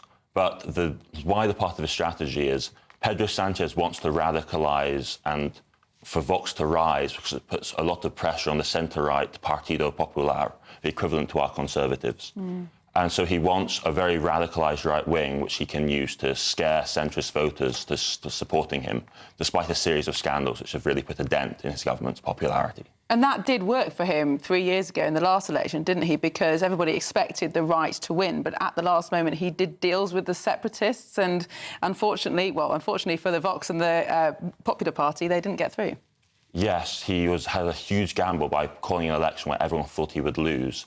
But because of the threat of a far-right coming into power alongside the Conservatives, he was able to establish a minority government by only a vote. But he relies on the votes of Catalan and Basque separatists. Do you think, Jack, he might sort of pull the same trick again and try and convince people that he's a much lighter risk than Vox, even though he's bringing in policies that are going to be hugely unpopular with illegal migrants given rights and permanent residency in Spain? Yes, because you have to remember that, like here, they have many parties in Spain, so he only needs around 28 to 30% of the vote, because as a minority government, none of the regional separatist parties will work with the right wing, who they see as a threat to their independence as regions within Spain. What would the EU say about this? Lots of EU leaders looking on at Spain, looking at the migration crisis across Europe. It's probably the hottest political topic. What implication could this have for surrounding countries? Well, Spain's right-wing parties have already been to Brussels to try and demand that they do something, but Brussels simply said that's a domestic matter. And so Brussels is going to do nothing to stop Pedro Sánchez's decree. And what are the links between the Spanish left and Britain's left-wing parties? Could there be an exchange of ideas here? Could we see members of the left in Britain advocating for a similar policy? Yes, well, this measure was in part proposed and inspired by the recent ICE protests in Minneapolis. When Irene Montero, one of the leaders of Podemos, announced it at a press conference, she directly invoked a worldwide struggle for pro-migrant rights and has specifically talked about Minneapolis and the ICE operations over there. Fascinating. Well, Jack Davey, thank you so much for coming on the programme this morning. Charlie, isn't it interesting that when it comes to giving an amnesty to undocumented migrants, Brussels say it's none of our business, it's a domestic matter. But if you try and protect your borders, then suddenly that's against EU policy. Then they get involved. I did ask Jack if he thought that the left in Britain could consider this option. Worth remembering that former Conservative Prime Minister Boris Johnson, he was once in favour of an illegal migration amnesty as well. As backed up by Nadine Zahawi. There we go. Popular on the British right, isn't that extraordinary? Right, coming up next here on... doing some heavy lifting there, Charlie. We're going to find out how the government is considering financially supporting people who are losing their jobs to AI. But first, if you're in search of some holiday sun, here's the forecast for our top European destinations. Spain.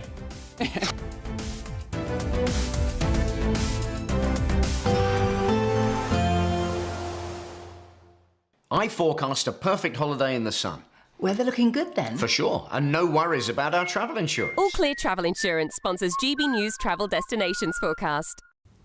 Plenty of heavy rain over the central Mediterranean through the next few days. More rain heading into Portugal as well, and generally fine and sunny conditions across the Canaries. A drier day in Portugal on Saturday, but we are going to see more rain coming in here Sunday. There's the heavy rain from an area of low pressure across the central Med, looking very wet for Sardinia and Sicily, where it'll also be quite gusty. Some sunny spells for the Greek islands on Saturday, but we'll see some showers heading in here on Sunday. All Clear Travel Insurance sponsors GB News Travel Destinations Forecast. Decisions made in Washington aren't just shaping America, they're shaping Britain too.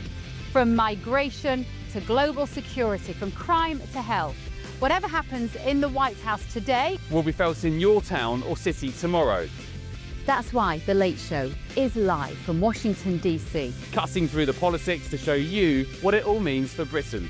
The Late Show live every night at midnight. Only on GB News, Britain's news channel.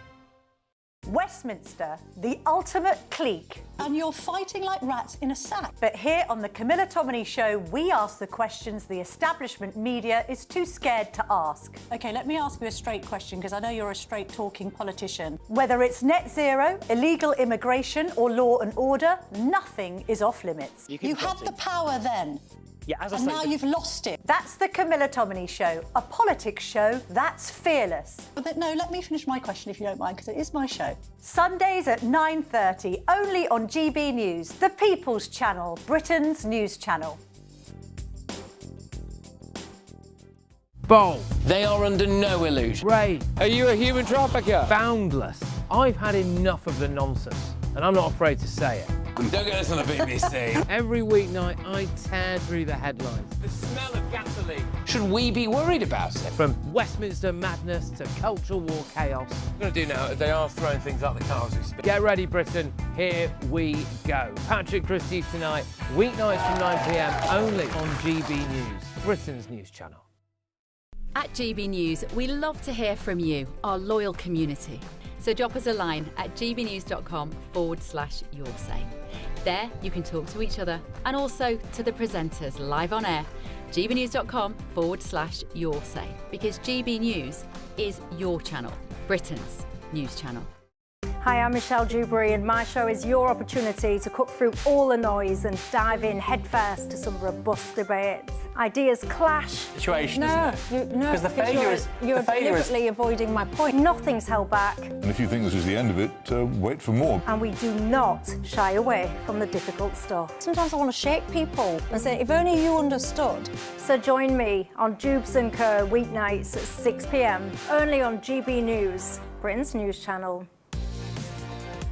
Mornings don't have to be tiresome, especially if you have the right company.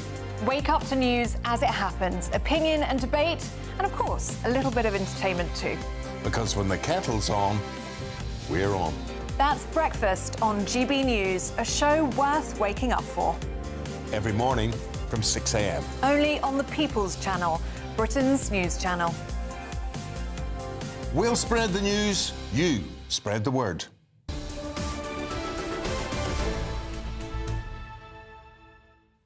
Good morning, it's 10:48. You're watching Britain's Newsroom with Charlie and Miriam. And do remember to send your views and comments to gbnews.com/yoursay. Bobby has done just that. He says the right is surging in Spain because of the radical leftists. Just talking about their plan to give amnesty to 500,000 illegal migrants there. Quite an extraordinary move. Yeah. We'll see how that goes. I expect that will go down very well in Spain. But what's even more concerning is that I think left-wing parties across Europe will pick this up as a good idea. Yeah, could it spark a trend? The right in Spain going to Brussels, asking them to step in. They're saying, none of my business, mates. Good luck with that. So there we go. Well, for a limited time, friends of GB News could win one of 50,000 GB News bumper stickers. Just like mine. Isn't that smart? Obviously, it's not on my car, but it looks like a Royal Navy vessel with that There's a little bit. waving so Union Jack. I obviously put it on my laptop, but I then have to get this out on the commuter train every morning, which is, You're coming in. As a conversation. You're coming in from the east of England. Exactly. Loads of GB News viewers out there. Very good. Especially on that 5 a.m. train that you're on. Hard grafters. I don't think many people want to have a chat at 5 a.m. Well, anyway, take a look at how you can win one of your own. Becoming a friend of GB News is free. It lets you have your say and be part of our shows every day on TV and radio. Plus, if you sign up by January 31st, you could win one of 50,000 limited edition GB News bumper stickers. To become a friend and for your chance to win, go to gbnews.com/bumper sticker now or scan the QR code on screen. 18 plus, UK only. Full T&Cs at gbnews.com/terms of use. Now then, Britain's investment minister has revealed that there are talks within government about introducing a universal basic income to support workers in industries that are likely to be wiped out by artificial intelligence. Well, the independent economist Julian Jessup joins us now. Julian, good morning. Good morning. I think the thinking behind this is that AI might wipe out a lot of jobs in a short space of time, and suddenly thousands of people will find themselves unemployed with no obvious work to go to. Shouldn't the state provide them with an income? What's your thoughts on that? Well, there actually seem to be two parts to this plan. One is actually to introduce a new tax on companies that are using AI in their business, which I'm strongly against. That's basically a new tax on productivity and growth. So I think that part of it is a bad idea. The other part of it, well, we already have a system of compensating people who lose their jobs. We already have a benefit system. In order to decide, which people would benefit from an additional payment because they've lost their jobs, you need an enormous amount of bureaucracy. I mean, people move jobs all the time. People lose jobs all the time. How would you decide that they've lost their jobs specifically because of AI rather than something else? So I think there's a danger here of coming up with something that's over-engineered. We already, tax companies that make profits. We already compensate people who lose their jobs through the benefit system. Why do we need to add something that seems to target a sector that, for the economy as a whole, is clearly a positive? Well, Julian, we've heard concerns from Sadiq Khan, Mayor of London, saying that this could usher in mass unemployment. Don't we hear these worries and these fears every single time there's a moment of great technological upgrade, but actually instead it tends to widen and improve employment and well-being and income? Well, certainly history is very encouraging here. So there have been any number of agricultural or industrial revolutions over several centuries. There have always been concerns at the time that this would lead to enormous job losses and poverty. But what's happened is that people have been freed up from doing fairly menial tasks to doing, better, higher paid jobs. So if we were having this discussion maybe 100 or 200 years ago, people might have been talking about additional taxes on, for example, washing machines or on combine harvesters and so on, and that clearly would have been a bad idea. I do have a slight nagging concern, though, that this industrial revolution might be a bit different. So, previous ways of technology have replaced people who are doing manual jobs. This time it might be people, using their brains. So this is previously something that humans had a sort of monopoly on, but now some computers can think far more quickly and far more effectively than people can. So I understand why there are bigger risks this time around. But I think the precedents are good, and that some jobs will be lost in some areas, but new jobs will be created elsewhere, and those jobs will generally be a better quality and higher paid. Julian, I wonder if this is more to do with the specific environment that Britain finds itself in, because there was a study done by Morgan Stanley that showed that US businesses were also increasing their productivity as a result of AI, but were actually creating jobs as a result. Could it be more to do with the tax environment, for example, in the UK that's so worrying? I'm glad you've made that point, because I think that's actually the key driver of what's happening in the labour market at the moment. If you look at the sectors that have been shedding most jobs over the last year or so, they've been things like hospitality and retail. And the key driver there is clearly the increase in labour costs and other things like energy costs since the Labour government came to power. It's not the widespread adoption of AI. And similarly, if you look at the UK compared to other countries, it is true that our labour market has weakened more quickly than the rest of Europe. But I don't believe that's because of the faster adoption of AI. I think it's clearly far more about labour market policies that the government has introduced and making it more expensive to employ people and also to hire and fire. Julian, thank you very much for your time this morning. Julian Jessup, independent economist. Hopefully we won't be replaced by AI anytime soon. Well, don't You're go in trouble, away. Mate. You are in trouble. Well, I do too much thinking. Lots more coming up here. Britain's Newsroom, no AI. See you in the next hour.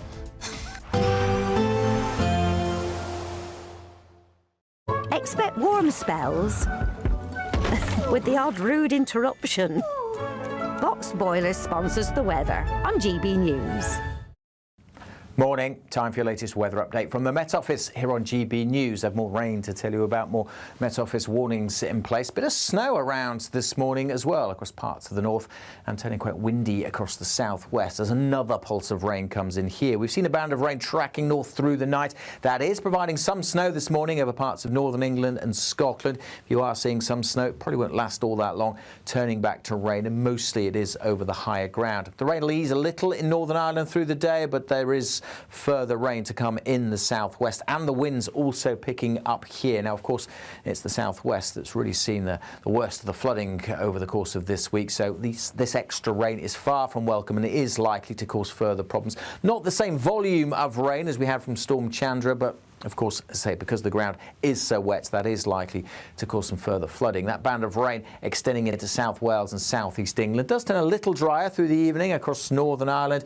The rain continuing to push slowly across Scotland, mostly dry on the west coast. In the east, though, soggy, with that rain turning to snow again over the hills, fed in by a fairly brisk and chilly wind. That'll also provide drizzly rain over northeast England. But parts of northern England, again, turning a bit drier for a time. Then this next swirl, this next area of low pressure continues to bring some outbreaks of rain across southern England as we go through the night. It all adds up to a fairly mild night with some clearer skies. We might dip close to freezing in one or two rural spots, but mostly we start the weekend at 4 or 5 degrees. We start with a lot of cloud, still start with some rain. Should be turning drier over Wales and southwest England through the day. Southeast susceptible to cloud and rain on and off throughout Saturday, and still quite gusty at times along the south coast. Brisk wind bringing a chilly feel and some damp weather to eastern Scotland and northeast England, but a dry day for Northern Ireland, and again western Scotland doing okay for dry and bright weather with temperatures about average. Expect warm spells with the odd rude interruption. Box Boilers sponsors the weather on GB News. It's the final week to see how you can become our biggest cash prize winner to date, as there's a simply stunning £85,000 in tax-free cash to be won. Go on that dream holiday, buy that brand new car, or just relax in the knowledge that the rest of the year could be on us. But you have to hurry, as lines close on Friday the 30th of January. For another chance to win £85,000 cash, text cash to 63225. One entry costs £2.50 plus one standard network rate message, or text bonus to 63225. 5 entries cost £5 plus one standard network rate message. Go to gbnews.com/win. Entries start at £2.50. Call 0903 686 3232. Calls cost £2.50 plus your network access charge, or post your name and number to GB18 PO Box 8690 Derby DE1 9TT. UK only. Entrance must be 18 or over. Lines close at 4 p.m. on the 30th of January. Please check the closing time if listening or watching on demand. Good luck. Decisions made in Washington aren't just shaping America, they're shaping Britain too. From migration to global security, from crime to health. Whatever happens in the White House today will be felt in your town or city tomorrow. That's why The Late Show is live from Washington, D.C. Cutting through the politics to show you what it all means for Britain.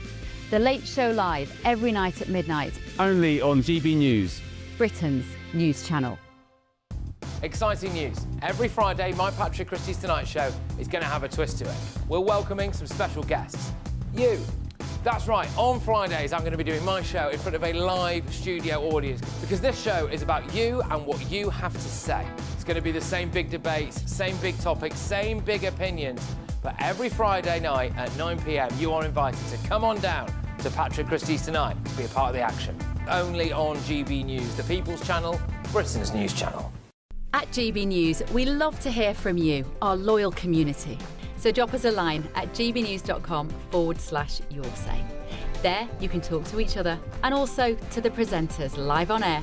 gbnews.com/yoursay, because GB News is your channel, Britain's news channel.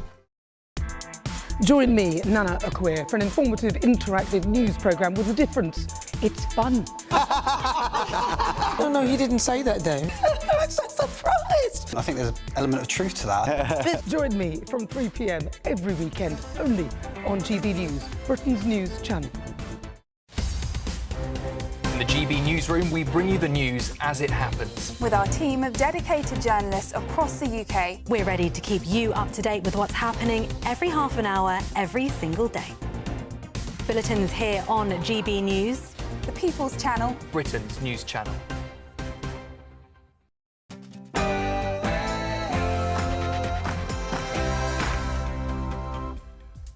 Good morning, it's 11 a.m. on Friday, the 30th of January, live across the United Kingdom. This is Britain's Newsroom with Charlie Peters and Miriam Case. Well, the Prime Minister is pleased with his business trip to China so far. Fundamentally believe that the more we engage, the more we exchange, the more we take advantage of the opening of access to opportunities, business, art and culture and so many others, then that is the way that we build the mutual trust. But Donald Trump has got this advice for Britain. What do you think about the UK getting into business with China? Keir Starmer was in Beijing. Well, it's very dangerous for them to do that. Yes, the US President has warned that it's very dangerous for Britain to do business with China as Starmer celebrates a more sophisticated relationship with President Xi Jinping. Also, sticking with America. We have a lot of very big, very powerful ships sailing to Iran right now, and it would be great if we didn't have to use them. I told them two things. Number one, no nuclear, and number two, stop killing protesters. Well, Tehran has been told that time is running out for that nuclear deal as the US has stepped up its military presence in the Gulf. More warships arriving this morning. Well, this is as Britain is set to prescribe Iran's Islamic Revolutionary Guard Corps as a terror group. That's in response to Tehran's deadly crackdown on protesters in recent weeks. I will announce the most significant changes to our asylum system in modern... Well, it's a big test for the Home Secretary, Shabana Mahmood, because she's said to be pressing on with the deportation of Syrian migrants, despite growing concerns from charities about the renewed bouts of violence in the war-torn country. One day my time will come, and I'm not scared either, at all. It's actually comforting knowing I've got two brothers on the other side. Anthony Joshua fights back tears as he opens up about the traumatic death of two of his closest friends in a car crash.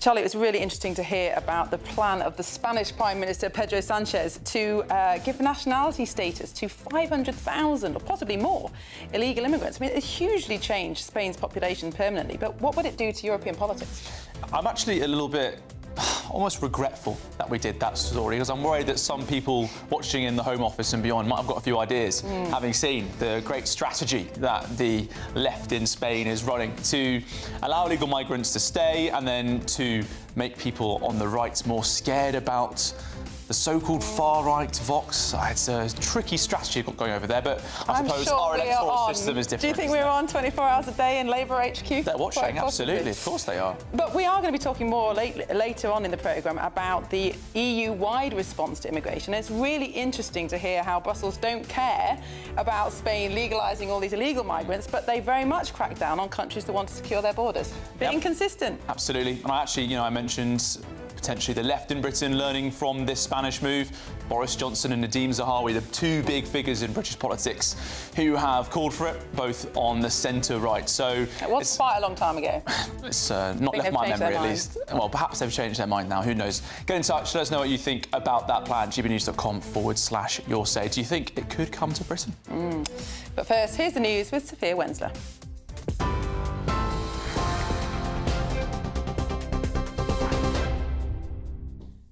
Charlie, Miriam, thank you and good morning. It's just gone 11 o'clock. Your top story this hour.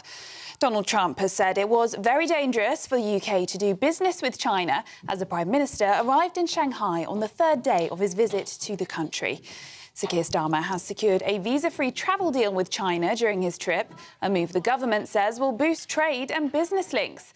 British citizens will now be able to travel to China for 30 days without needing to get a visa, bringing the UK in line with other countries like France and Germany.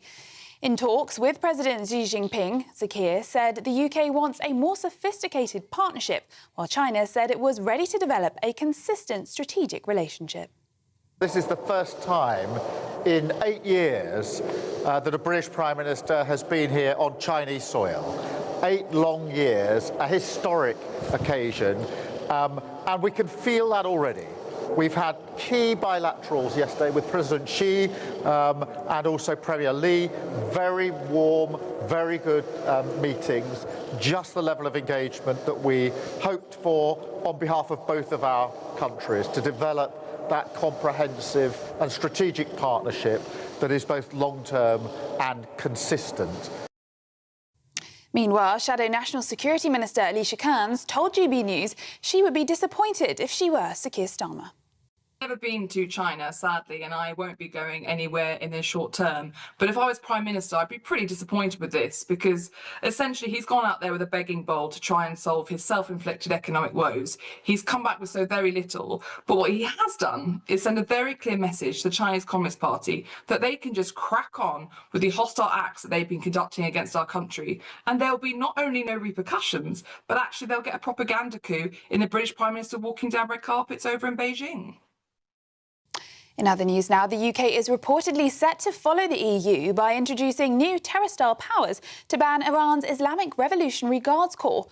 Government sources said that ministers will introduce a new law banning the group, which has been accused of helping massacre thousands of protesters in Iran. Yesterday, the confirmation came that the European Union added the IRGC to its list of terrorist groups alongside Al-Qaeda, Hamas and Islamic State.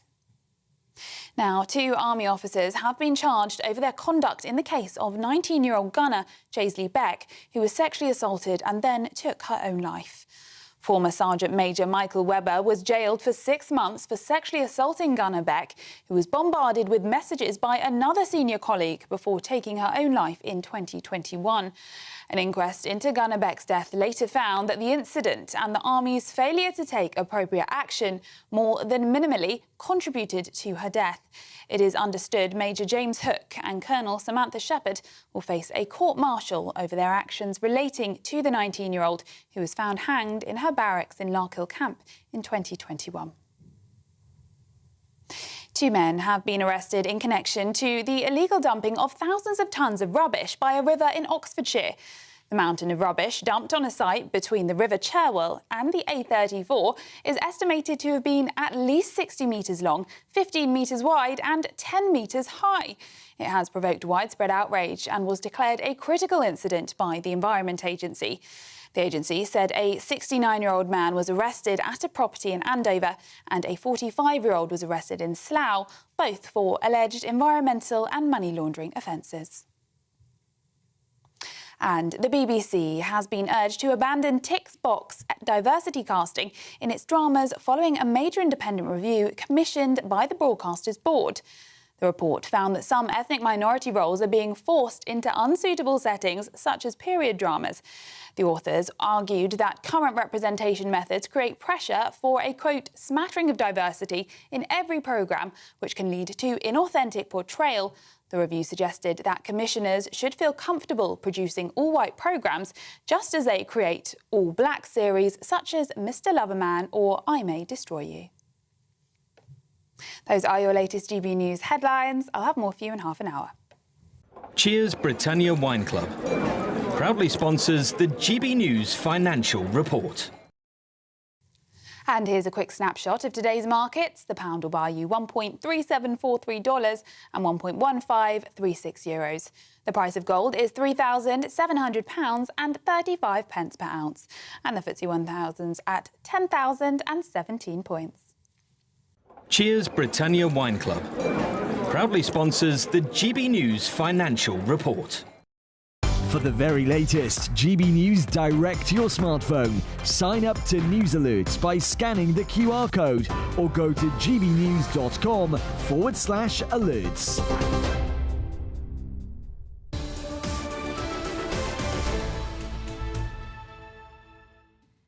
Hello, welcome back. You're watching Britain's Newsroom. We're live across the United Kingdom on GB News with Charlie and Miriam. Now, lots of you have been getting in touch on gbnews.com/your say. Miriam, what can you bring us from there? Well, Carol says you can bet that the whole of the EU, bar Hungary and Poland, have all agreed an amnesty for migrants, not just Spain. Well, we're about to be talking about that. Yes, indeed. That's coming up very shortly. And another friend of GB News has said that the sophisticated relationship, another ridiculous buzzword that means absolutely nothing, referring there to our agreements, or the ongoing sort of diplomacy taking place in China at the moment. Very keen for your perspectives on that. A lot of people basically saying it's a lot of noise, but not for very much in return. Amid a grave reputational risk, national security, our standing on the world stage, potentially at risk, seems to be getting out a bit of a begging bowl and getting a few visa deals in return. Indeed. Oh, and the whiskey tariffs. And the whiskey tariffs, and potentially angering Donald Trump and our relationship with the US at the same time. It does seem to be, as John says, potentially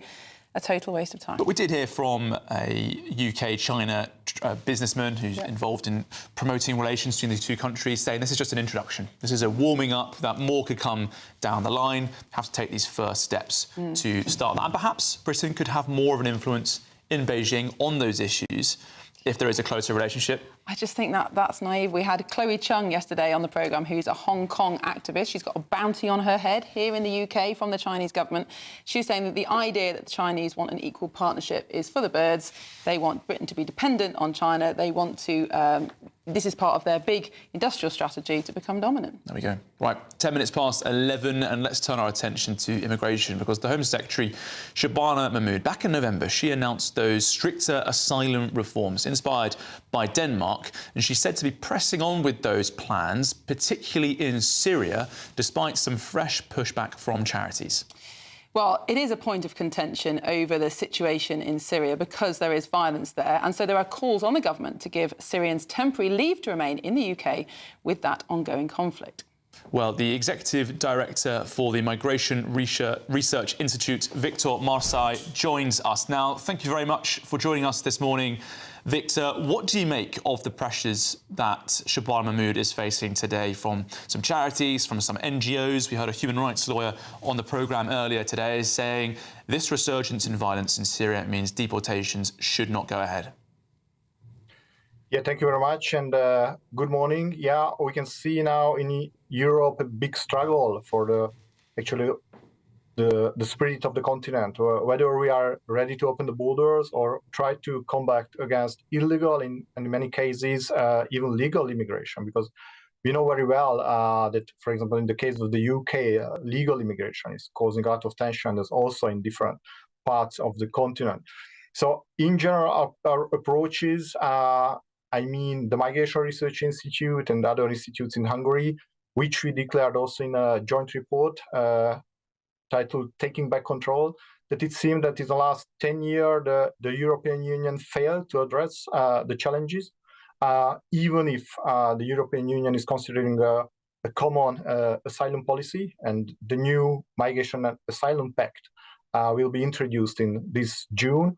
But it seems that it leads nowhere. The only solution if member states get back more responsibility in the solution in the field both of illegal migration and migration. Now, Victor, these problems are very familiar, depressingly familiar to our viewers. We're just seeing on the screens now shots of illegal migrants arriving, coming across the channel in small boats. But in your report, you're saying that even within the EU, it's become technically illegal to control a country's borders. Can you explain how that is under EU rules? Yes. You know, this the legal framework of the current asylum system in the European Union and in the broader term, actually all the Western world, and it will not change with the introduction of the new migration pact, is that, for example, you know, this very nice term, that pushback, which is not a legal term, it was introduced only by NGOs, is used against governments, you know, to press them to let people in. And, you know, actually what pushback means, it actually means border protection and border control. When you stop somebody to cross illegally the border and prevent her or him and send back, it's deemed by NGO as a pushback. So yes, you can see in the Hungarian example, I mentioned it a couple of weeks ago, that Hungary have to pay €1 million daily fine because of the decision of the European Court of Justice that because we are protecting our border and the border of European Union, we have to pay this €1 million. So actually what is ongoing is the abolishing of the border protection regime of the European Union. And perhaps in the case of migration, it's okay, it's a debate of ideology, etc., etc. But don't forget that borders not only against illegal immigrants, but also against criminal networks who are trafficking drugs, weapons, etc., etc. So when we are looking around and see, for example, NGOs called themselves Abolish Frontex, which they argue they are fighting against the discrimination of migrants.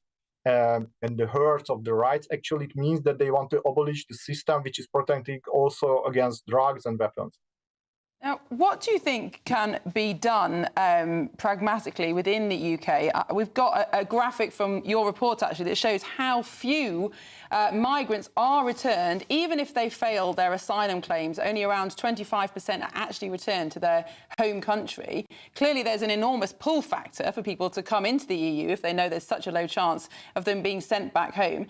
What can the EU practically do to increase the number of asylum seekers who are returned once their claims fail? First of all, we should protect our borders to reduce the numbers, because managing actually millions of people all around of Europe and hundreds of thousands in the UK to send them back, it's not easy.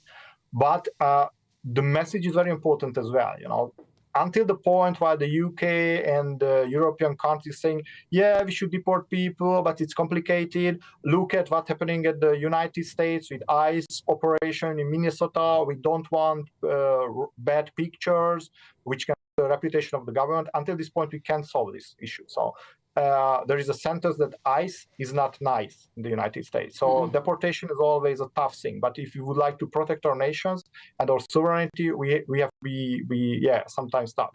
And the other thing is that for decades, both the EU and the UK were reluctant to make pressure on the countries of origin, while both the European Union and the UK are among the biggest donors of the world. And when certain actors raise the issue that perhaps we have to connect our development assistance to the willingness of countries to take back their illegal immigrants, for years the argumentation was, oh, no, we shouldn't mix humanitarian and development policies with migration policy. Why not? It's the next step forward. And Victor, we have seen the Home Secretary pushing that and those powers for the first time, actually saying that visas and foreign aid could be linked to countries that fail to accept returns. But no, Victor Marsai, Executive Director for the Migration Research Institute, thank you very much for your time this morning. Interesting, Miriam, hearing him say, ICE is not nice. I asked Chris Philp this a few days ago. You said you're going to stick with your ICE-style deportation plans, which have been very successful. He didn't respond directly to that, but they're not backing down on their stance. Reforms certainly aren't either. It's up to whether or not we see Shabana Mahmood buckle under this pressure now on the Syria question. I have a sense, actually, I think she won't. I think she'll keep pressing on. Well, I think she personally will keep pressing on, but I do think she'll have a struggle to get it through not only the Labour Party, but the various human rights institutions that we have in this country. Well, she's certainly taking a different stance to the rest of the party. I wonder if this fight might take her another step further in that battle. Absolutely. Well, it's time now for the Great British Giveaway. Today is the final day to see how you could become our biggest cash winner to date with an incredible £85,000 in tax-free cash. Here are all the details you need.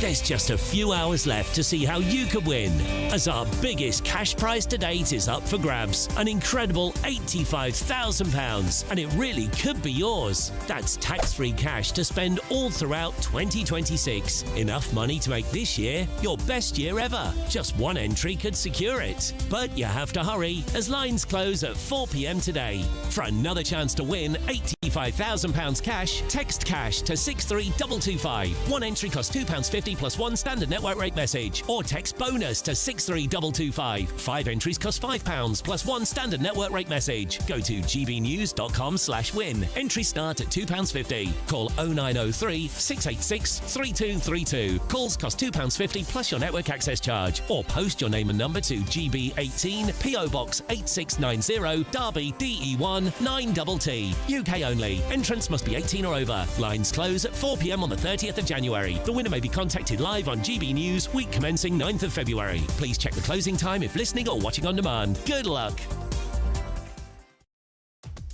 Right, coming up next, we've got Emma Trimble and Jonathan Liss in the studio. They're going to be telling us about a story where one judge has ruled that female baldness is seen as a disability. We'll tell you all about with those two fine heads of hair on the sofas right now. Brilliant stuff. Right, this is Britain's Newsroom, only on GB News. We'll see both of them in a moment. Stay with us.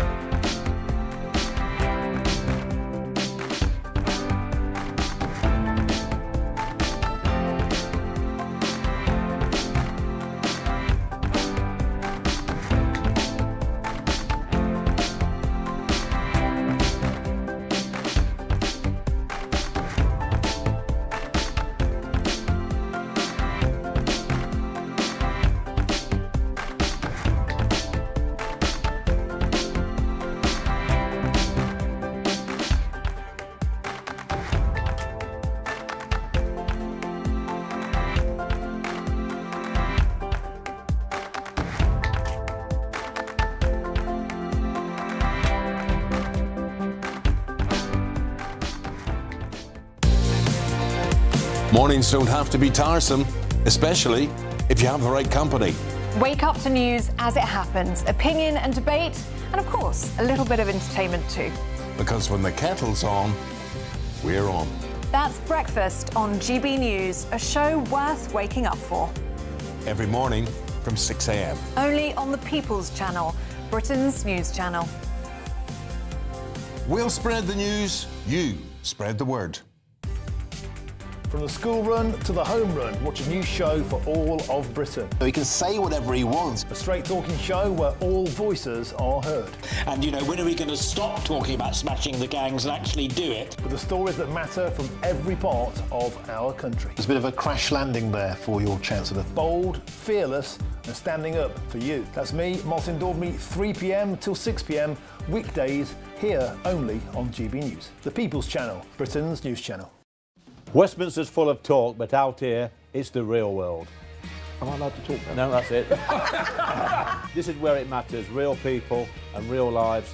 That's what politics is all about. The fact is Trump made a good start, no. Straight answers, no spin, and just a couple of pints. How many fingers have I got up? About 10. So join me for Lee Anderson's Real World every Friday at 7 p.m, only on GB News.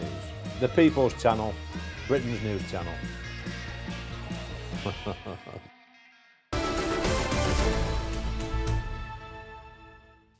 Welcome back. You're watching Britain's Newsroom with Charlie and Miriam, and we're delighted to be joined in the studio by Emma Trimble, broadcaster, and the political commentator Jonathan Liss. And Miriam, what are we starting with today? Well, Jonathan, you found quite an interesting story about the Bayer Tapestry. Tell us more. Yeah, I mean, it was on the front page of the Telegraph. You found it. So the Bayer Tapestry, which obviously the French and British governments have agreed to be loaned to the British Museum, which I'm very, very much looking forward to. But some French conservationists are arguing in a court in France that it might be endangered by all the potholes on the roads. In the French and the British side, it's important to stress. I mean, yeah, let's not be too self-effacing about this.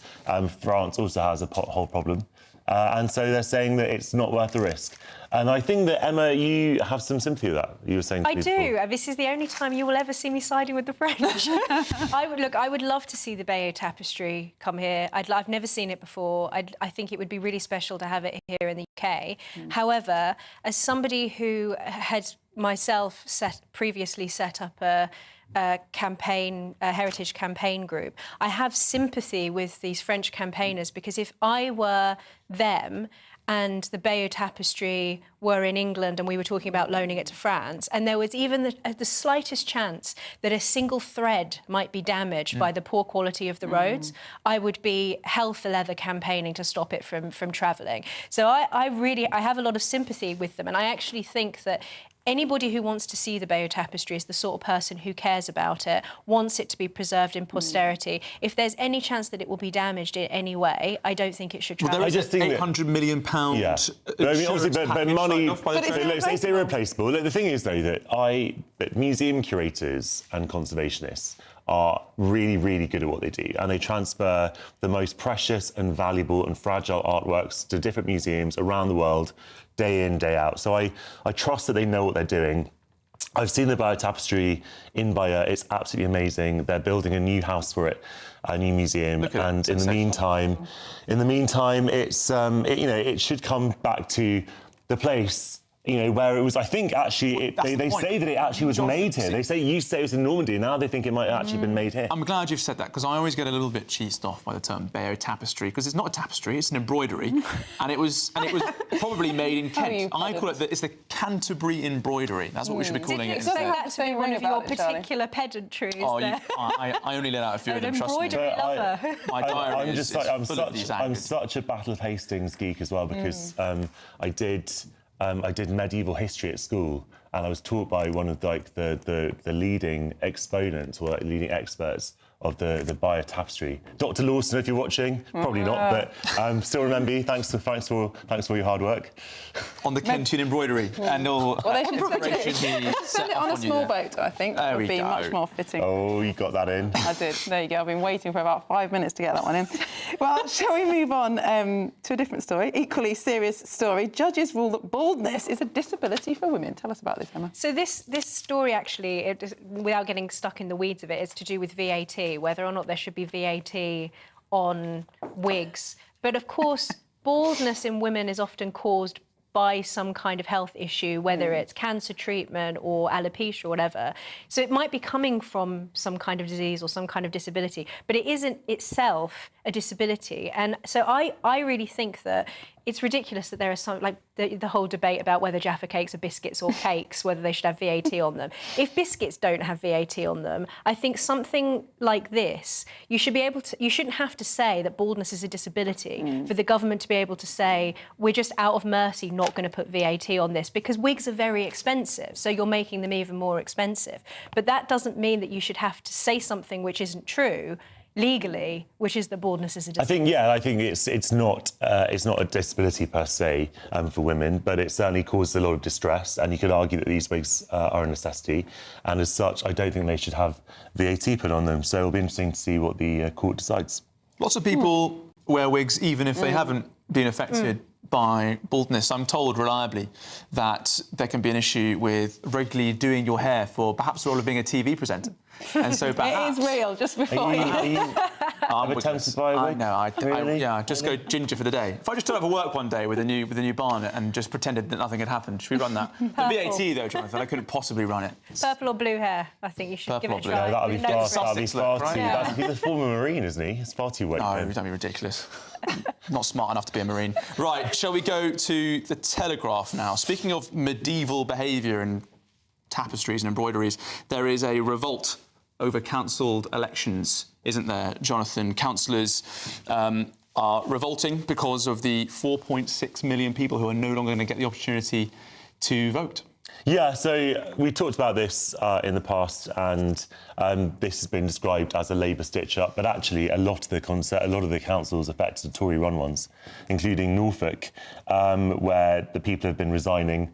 I think that there's a basic principle that people should have a right to vote, but I also can understand that if you are sort of streamlining councils and reorganising them, then you could argue that it only would be for a few months before there's a reorganisation, so is it worth the money? But I think on balance, it is always worth the money, and you shouldn't hide from the electorate. Can't put a price on democracy, Emma. No, I don't think that there's any excuse for it. I don't think that if they're, you can reorganise the council and do whatever you need to do while maintaining democracy. I think it's crazy and third world behaviour for the government, for any of these councils to be refusing to have these elections. In some of the places where, at least one of the places where these elections have been cancelled is where these protests are happening against migrants being housed. People in these areas deserve their right to be able to choose who is running their local authority. I think what's so clever about this actually is that while the councils can cancel the May elections, what they can't do is cancel by-elections. And so the revolt is taking place with members of these councils who are threatening to step down to force a by-election so that they would have to have these elections anyway. So it's actually quite clever stuff. They found a loophole within the loophole to ensure that local democracy actually goes ahead. Jonathan, do you get the sense that the political cost of cancelling these elections may outweigh the losses that they could have brought if they went ahead? Honestly, Charlie, I don't mean to be cynical, but this is not a story that's cutting through. People on the doorstep are not talking about this. No way. Not in those particular areas councils, they will it be. is. In those areas they will. The thing with local elections is that people don't get excited about a local government. Only 30% anyway. maximum vote. Maybe in the past, but not anymore when you have all of these protests in local areas against migrants that are being housed there without the public being properly consulted. People in local areas are very, very angry about that and the way that the councils are being run, the way that the councils are spending their money. So maybe in the past, local elections weren't such an important thing. But our politics is changing drastically, particularly with the sort of surging reform vote. Yeah. So it's just simply not true. But what the interesting thing is that when reform does start to win more councils, they undoubtedly will, actually that will shed some useful light on how reform would govern, and people might not like what they see, because what you're finding in the reform council that already exists is that they are making the same decisions that the Conservatives. I agree with you, but sort of, reform, it might not be such good reform as obviously the ones that are clamouring for this because they want to get power, but it might actually not be in their best political interests. Governing is tough, but it also provides many opportunities, especially in these areas that Emma's talking about, where there have been these migrant accommodation sites that local areas want to push back against, even if the overall running of the council can be quite shambolic at times, and indeed councils often are.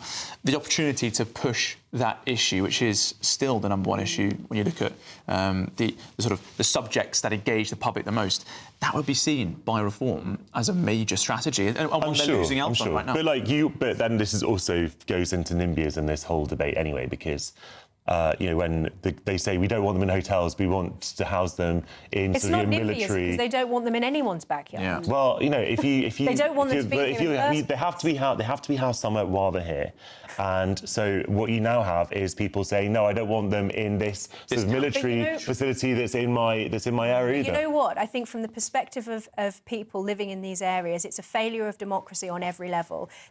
People have time and time again voted for less migration and have gotten more migration. Now they're trying to campaign in their local areas because they don't want these people housed where their children go to school. They feel that they're not being properly consulted, that they didn't consent to this, and they're also being denied their vote. But if you're saying that people voted for less migration, we are actually heading for zero net migration. And I tell you one thing, people will not like what that means for our economy, for the health service, for social care, for all these things where we depend on migrants, and migration is falling. So be careful what we wish for in this country. Yes, Jonathan, we've had surging migration for the last 10 years, and the economy is doing brilliantly. And thanks to Labour government. Glad we're on the same page. Right, 32 minutes past 11. We've enjoyed their company, but we've got to cross away now to Sophia Wensler for your 60-second news update.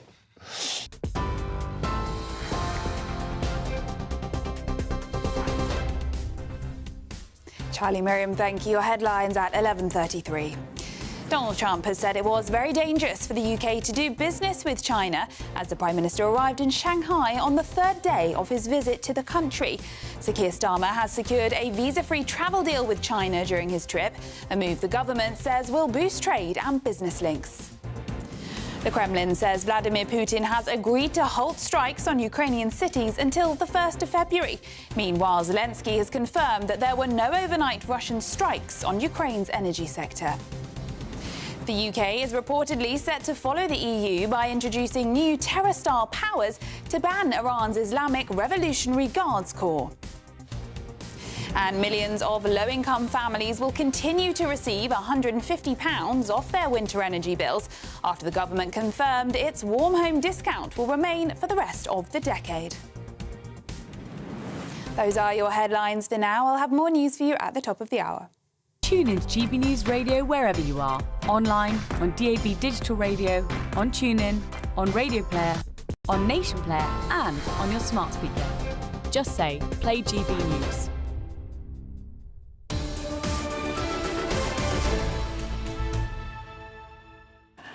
Welcome back to Britain's Newsroom. And Hannah Spencer has been announced as the Green Party's candidate for the Gorton and Denton by-election.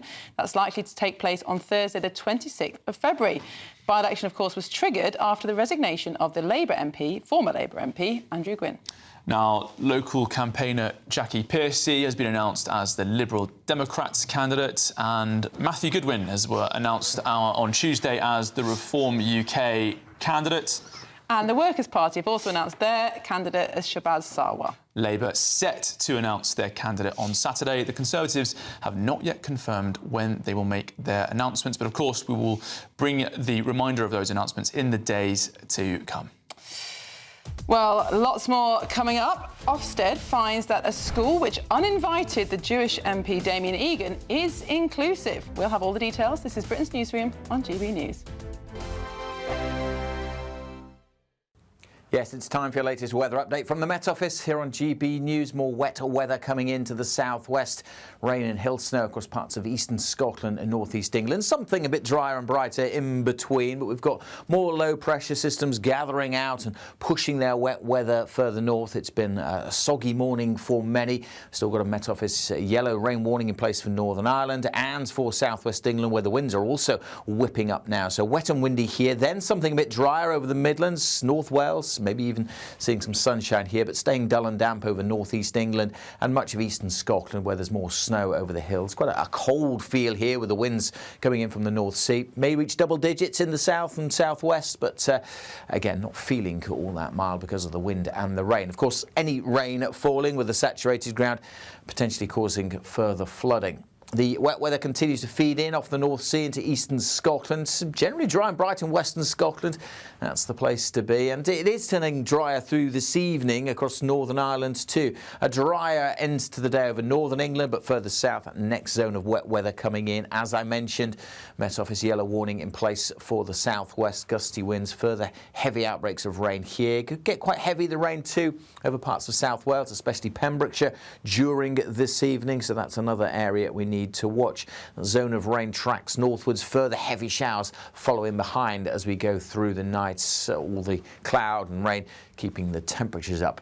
Into Saturday, it's going to be a messy mixture. A lot of cloud around, not much sunshine. Many places seeing further showers. Could see some more persistent rain over South Wales. Should be easing, though, in southwestern parts of England.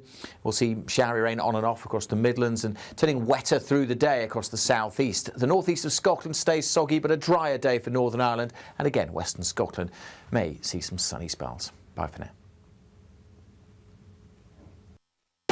You want to know what's really going on in the corridors of power? Labour don't know what to do with you half the time, and that makes you quite lethal in the chamber. Get behind the headlines with Chopper's Political Podcast. Join me, Christopher Hope, as I sit down with the great and the good of British politics. We'll see where this ruling takes us. These are the stories shaping our nation. Chopper's Political Podcast, available now on all platforms. Listen in and stay ahead.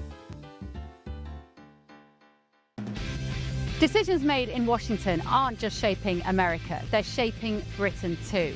From migration to global security, from crime to health. Whatever happens in the White House today will be felt in your town or city tomorrow. That's why The Late Show is live from Washington, D.C. Cutting through the politics to show you what it all means for Britain. The Late Show live every night at midnight. Only on GB News, Britain's news channel.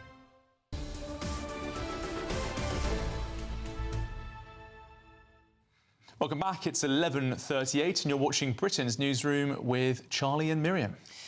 Well, Ofsted has concluded that there was no evidence of bias after accusations swirled over the cancellation of the Jewish MP's Damien Egan's visit to Bristol Brunel Academy.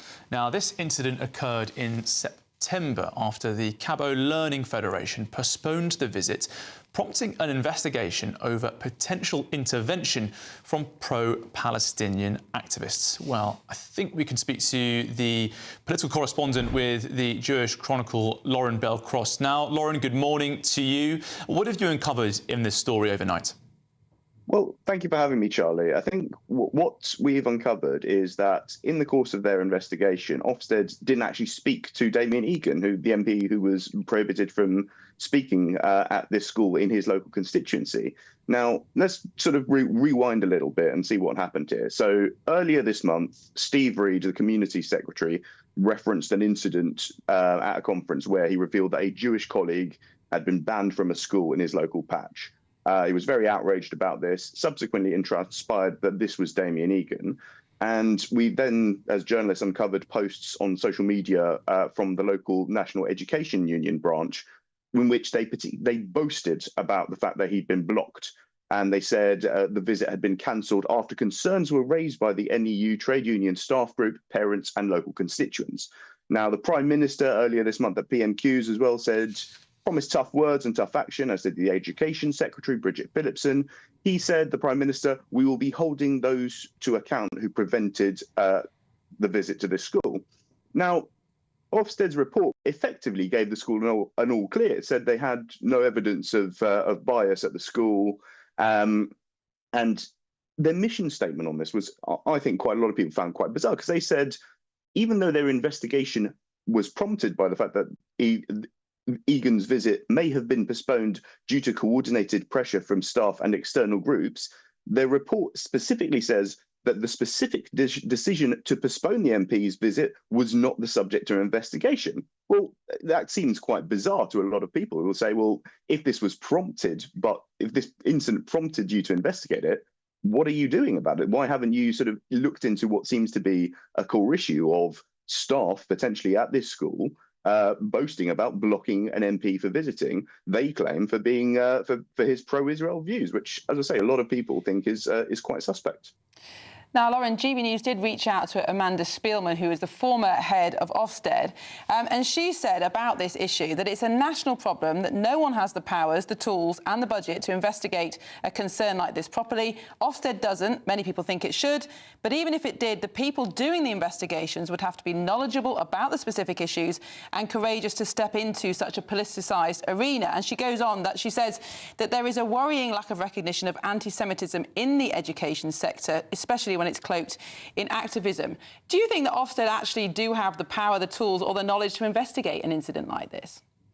Well, I think if someone as expert as Baroness Spielman is raising these concerns, then that is something very troubling indeed, and something that perhaps should prompt wider investigation from the government and from the Education Secretary. I mean, I think they've looked at, they say they're going to do new reviews into anti-Semitism in schools and sort of additional guidelines, but I think what this particular incident will hammer home to people is the fact that, regardless of it, an MP is being blocked by people boasting about blocking him from a local school. And if the school's regulator, the school's watchdog, says it effectively isn't looking at it in enough detail, isn't sufficient detail, and doesn't have the power to do anything about it, then I think that will prompt a lot of concerns. Because I think what a lot of people will be worried about, especially perhaps some of your listeners and viewers will be concerned, is, what if it's not just limited to Jewish people? What if, an MP from Reform UK or other political parties, what precedent does it set that a school can block a local MP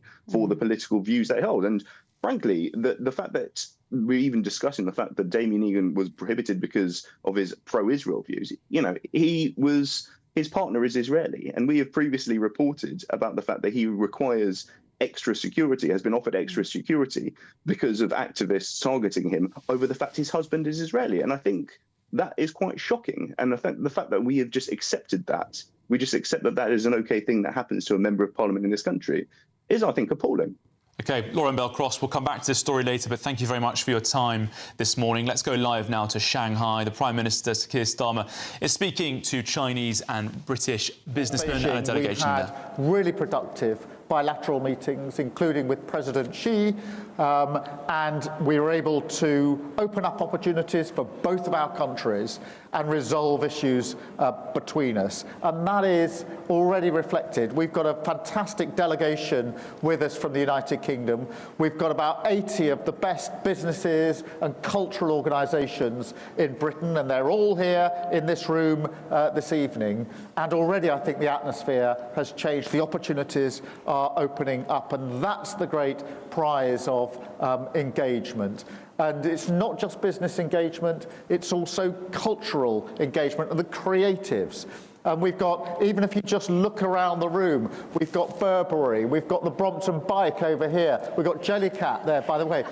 When my daughter sees that, I've got to have a picture of that before I get back home. But that is the strength of not just business, but deeper cultural relations. And I'm absolutely convinced that the more we engage, the more that mutual trust and respect can be built upon which a great future and great opportunities lie. So thank you all for being here this evening. Please get in the spirit of it, which means I want you to talk. Those of you that haven't met my delegation yet, the very many businesses, etc., please seek them out. Have a discussion with them this evening. In the last 24 hours, there'll be many, many discussions that have taken place. Take that opportunity, not just today, but in the months ahead, because this is an expression of the United Kingdom as an open, outward trading company, making sure that our place is back on the world stage with the necessary relations that we need. So thank you all for being here. Enjoy your evening. Make sure that before you go home you've made some new contacts, that you've made some new engagements, because that is the way that we take forward prosperity for both of our nations. So thank you very much for being here. Enjoy the evening. Good luck. Minister Keir Starmer speaking to a business delegation in Beijing. We'll have all the latest reaction on that coming up after your travel weather.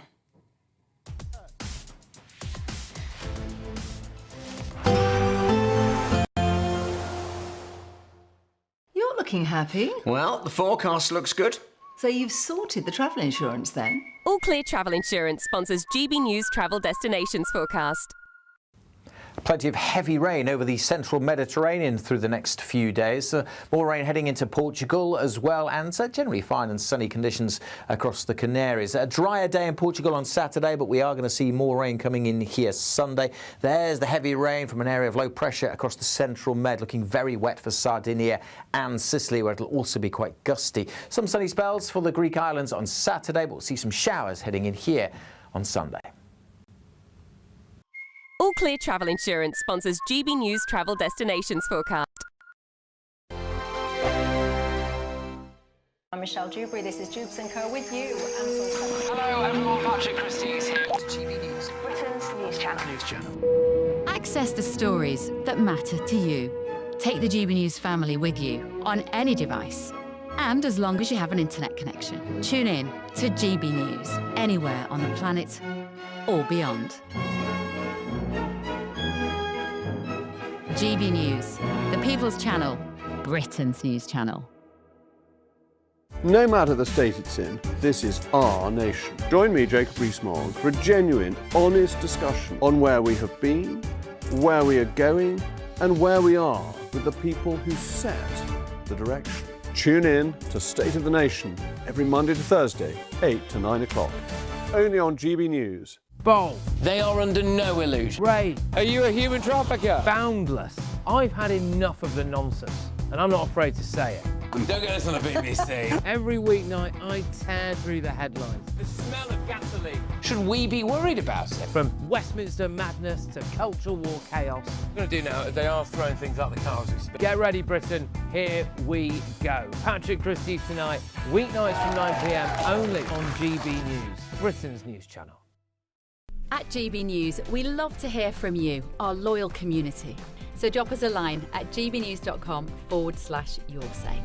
There you can talk to each other and also to the presenters live on air gbnews.com/your say, because GB News is your channel, Britain's news channel. Hi, I'm Michelle Dewberry, and my show is your opportunity to cut through all the noise and dive in headfirst to some robust debates. Ideas clash. Situation, No, because the failure is you're deliberately avoiding my point. Nothing's held back, And if you think this is the end of it, wait for more. and we do not shy away from the difficult stuff. Sometimes I want to shake people and say, if only you understood. So join me on Jubes & Co. weeknights at 6 p.m, only on GB News, Britain's news channel. Join me, Nana Akwe, for an informative, interactive news programme with a difference. It's fun. No, he didn't say that, though. I'm so surprised. I think there's an element of truth to that. Join me from 3 p.m. every weekend, only on GB News, Britain's news channel. Mornings don't have to be tiresome, especially if you have the right company. Wake up to news as it happens, opinion and debate, and of course, a little bit of entertainment too. Because when the kettle's on, we're on. That's Breakfast on GB News, a show worth waking up for. Every morning from 6 a.m. Only on the People's Channel, Britain's news channel. We'll spread the news, you spread the word. Some breaking news to bring you here on Britain's Newsroom. Deng Majek has been sentenced to life with a minimum of 29 years for murdering Rhiannon White in October 2024. The Sudanese asylum seeker attacked Rhiannon with a screwdriver on a train platform in Walsall after she'd finished work at the hotel where he was staying. Well, our national reporter Jack Carson has taken a closer look back at the case and a warning that this story contains distressing content. This is the moment police arrested Deng Majek in his hotel room after he'd attacked a young mother waiting for her train home. Rhiannon White died from her injuries 3 days later.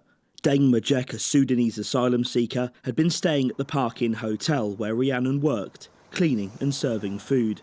On the 20th of October 2024, CCTV shows Majek staring at Rhiannon when she was handing out snacks. During the trial, a witness told Wolverhampton Crown Court they felt scared and worried he was going to do something that night. They even informed the hotel's security staff they all felt intimidated.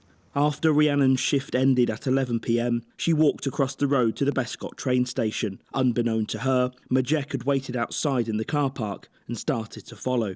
Wearing what the prosecution described as distinctive clothing, he gradually got closer. He walks up the steps to the station. Seconds later, he attacks Rhiannon on the train platform. She sustained more than 20 stab wounds and died 3 days later from a brainstem injury. Majek is seen on CCTV leaving the train station. He throws Rhiannon's phone into the river, walks to a shop to buy alcohol and returns to the hotel. Detective Chief Inspector Paul Atwell from the British Transport Police called it a cowardly attack. It was a brutal, cowardly and unprovoked attack on a vibrant, selfless young woman who had her whole life ahead of her. He has appeared completely unbothered, bored even, throughout this trial, much to the distress of Rhiannon's poor family. As the emergency services arrived, footage recovered by police shows the Sudanese asylum seeker laughing and dancing to music in the hotel car park. The prosecution told the jury Majek was clearly excited by what he had done.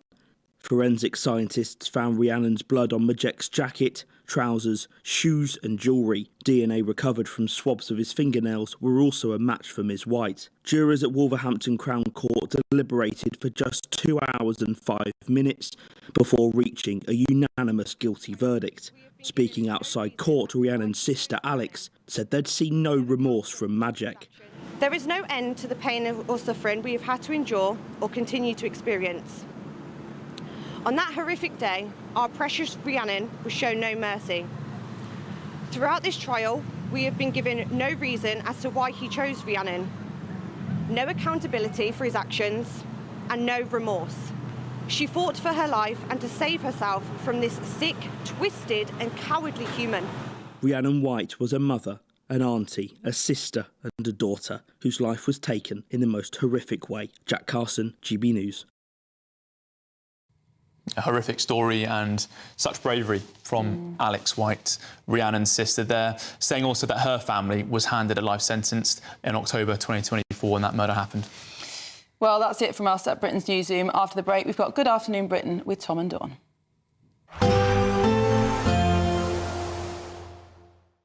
Expect warm spells with the odd rude interruption. Box Boiler sponsors the weather on GB News. Morning. Time for your latest weather update from the Met Office here on GB News. I have more rain to tell you about, more Met Office warnings in place. Bit of snow around this morning as well across parts of the north and turning quite windy across the southwest as another pulse of rain comes in here. We've seen a band of rain tracking north through the night. That is providing some snow this morning over parts of northern England and Scotland. If you are seeing some snow, it probably won't last all that long, turning back to rain, and mostly it is over the higher ground. The rain will ease a little in Northern Ireland through the day, but there is further rain to come in the southwest, and the winds also picking up here. Now, of course, it's the southwest that's really seen the worst of the flooding over the course of this week, so this extra rain is far from welcome, and it is likely to cause further problems. Not the same volume of rain as we had from Storm Chandra, but of course, as I say, because the ground is so wet, that is likely to cause some further flooding. That band of rain extending into South Wales and South East England does turn a little drier through the evening across Northern Ireland. The rain continuing to push slowly across Scotland, mostly dry on the west coast. In the east, though, soggy, with that rain turning to snow again over the hills, fed in by a fairly brisk and chilly wind that'll also provide